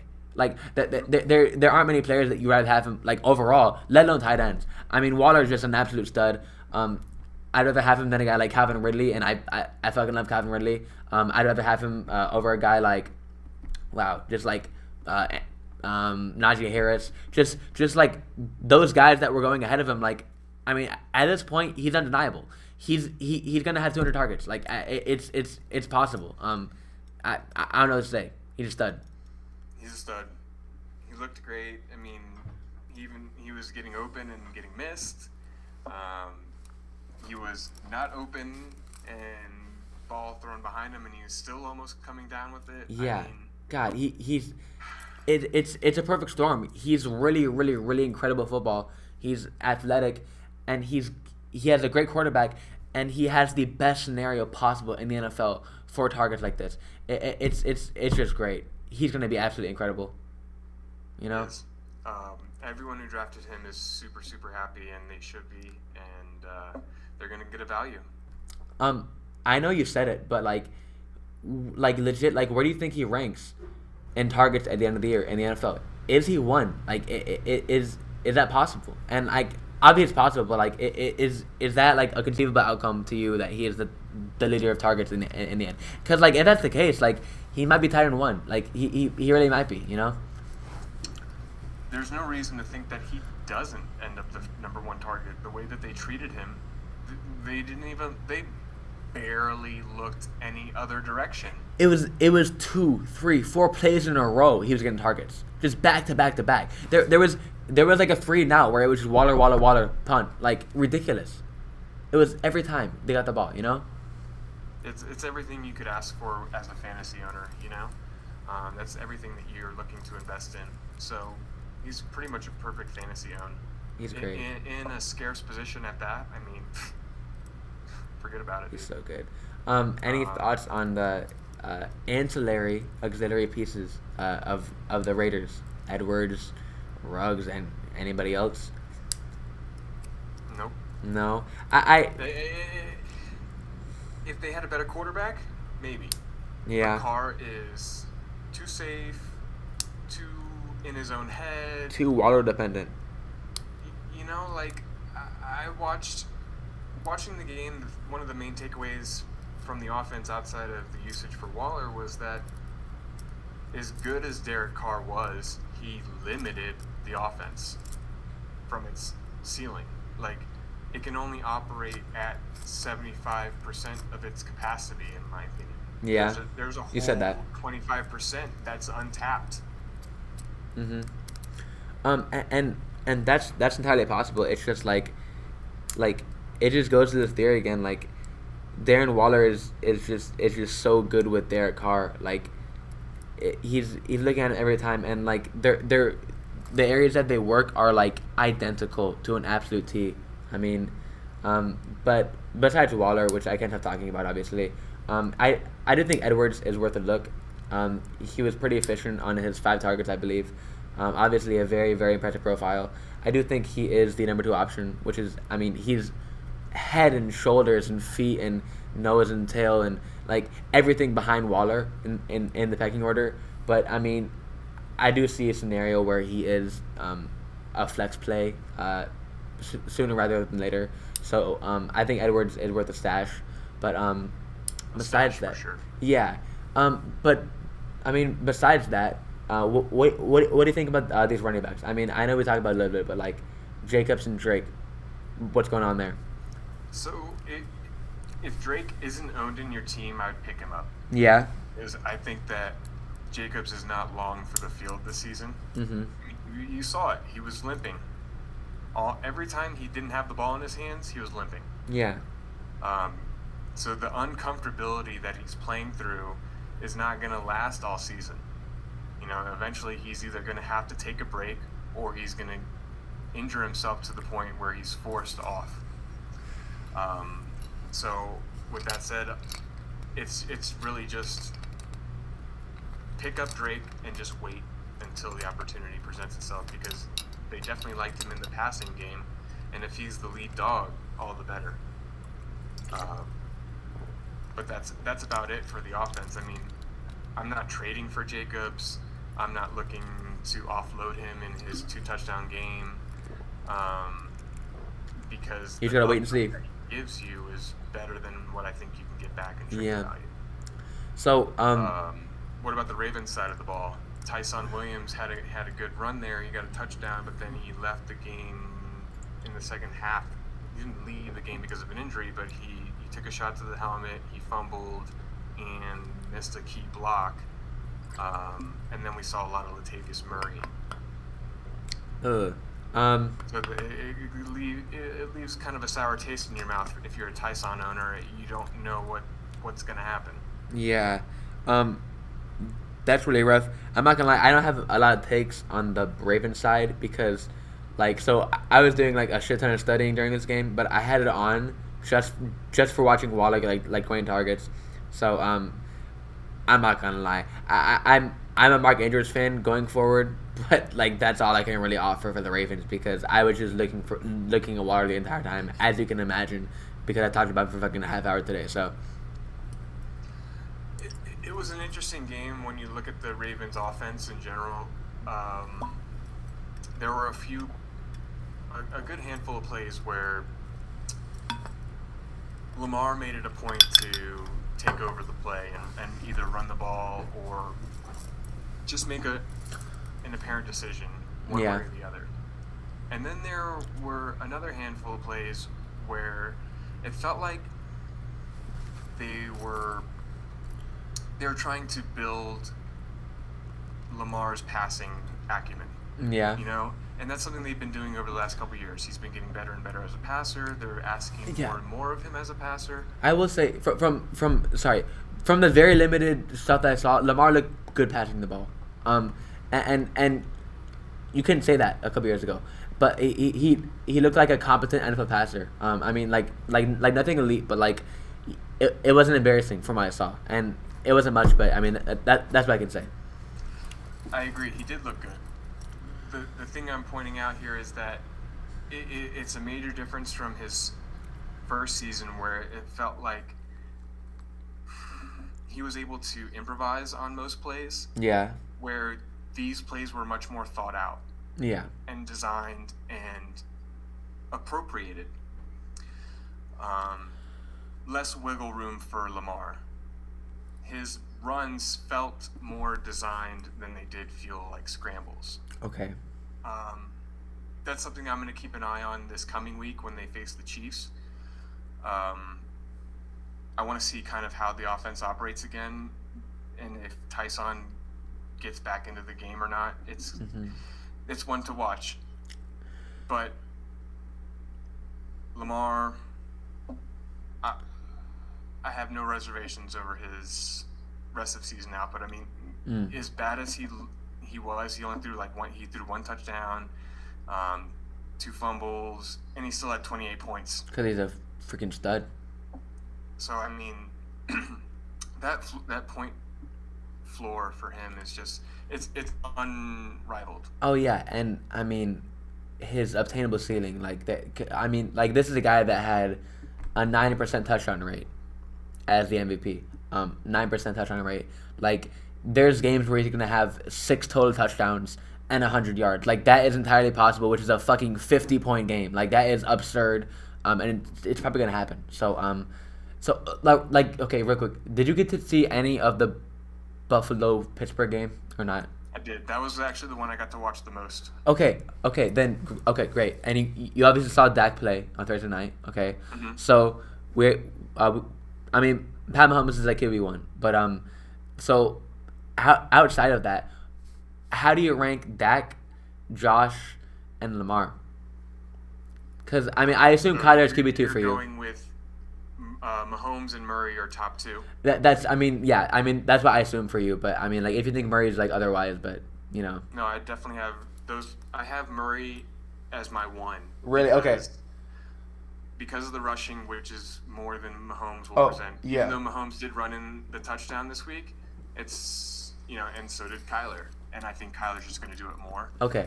So top 2 for sure there, but then like that next tier, like where are you ranking them since you saw all the games? Then it's Allen and then Lamar.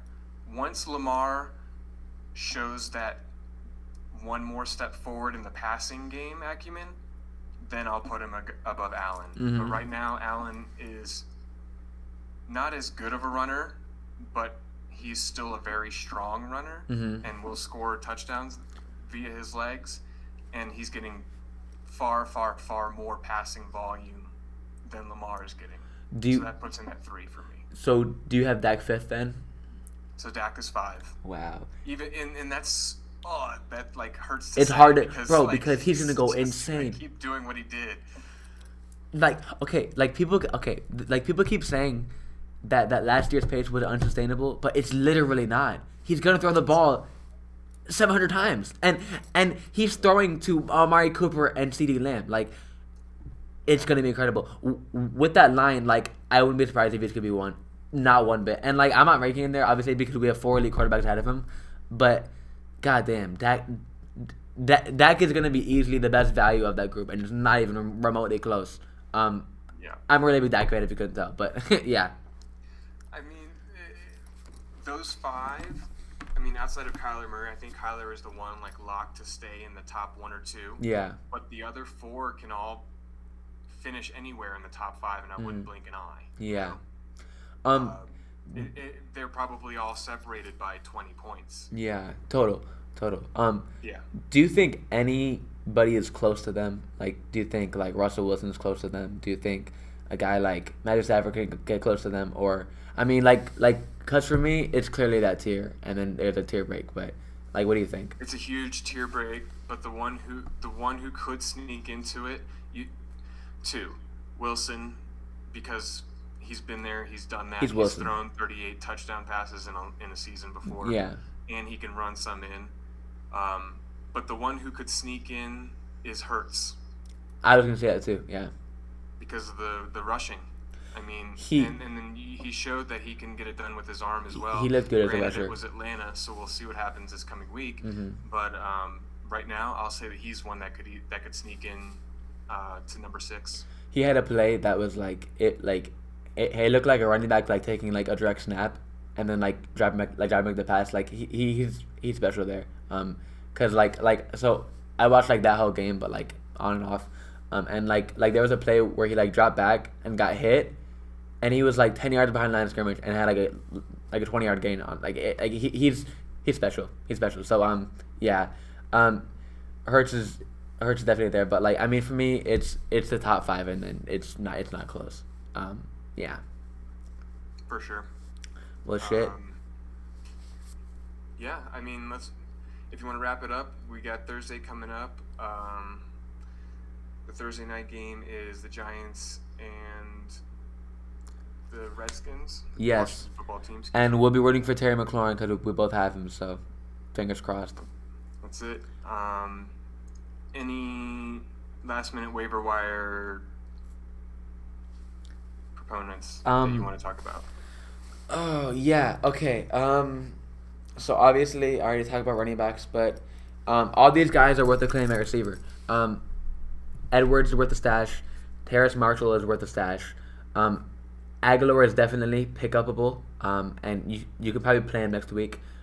Jacoby Myers, for that matter, all those guys are stashable. Just like look for like young ascending receivers on the waiver wire. Rondell Moore as well. I mean, these are all That was guys the name I that wanted to bring up. yeah. I mean, those are all guys that have really big ceilings if things can break their way, and I think they're all worth a stash. But obviously, go out and get Mitchell because he has the potential to be an absolute stud. But I mean, besides that, that's what I got. I'm with you on those. And then we already talked about Mitchell. And then my last piece would be if you're hurting at DST and you need a sneaky pickup for this week, pick up the Raiders. The Raiders. Steelers. Because that D line. I don't hate that. That D line looked really good, and the offensive line for the Steelers did not look so great. They did not look so continuous. While Big Ben is hard to bring down, I think that they're going to create a lot of pressure and could possibly create quite a few turnovers. I don't Definitely and available. yeah, and like usually like you hear Raiders and you're like, oh, like this gonna be a shootout. But like That Raiders defense that I saw on Monday night is not the Raiders defense I've seen for the last 10 years. oh yeah, Not since they had Khalil Mack. yeah. And even then, he was the one standout. This team looked pretty complete on the defensive side, in my opinion. And if they're gonna give Najee Harris 16 inefficient carries and then let Big Ben chuck it deep, I mean I'll take that all day. So I mean that's really good advice actually, really good advice. So yeah. Definitely in DFS. Oh Fire them yeah, up. they're probably cheap too. They are. They're. I want to say they were the bottom priced when I was looking at DK earlier. They were the last team. If they're 2K, they're never lineup for me. I mean, come on. We're talking about Big Ben here and no line and a bunch of running. I mean, come on now. It's great. Yep. Watch them. Well, shit. Here I'm gonna stop recording.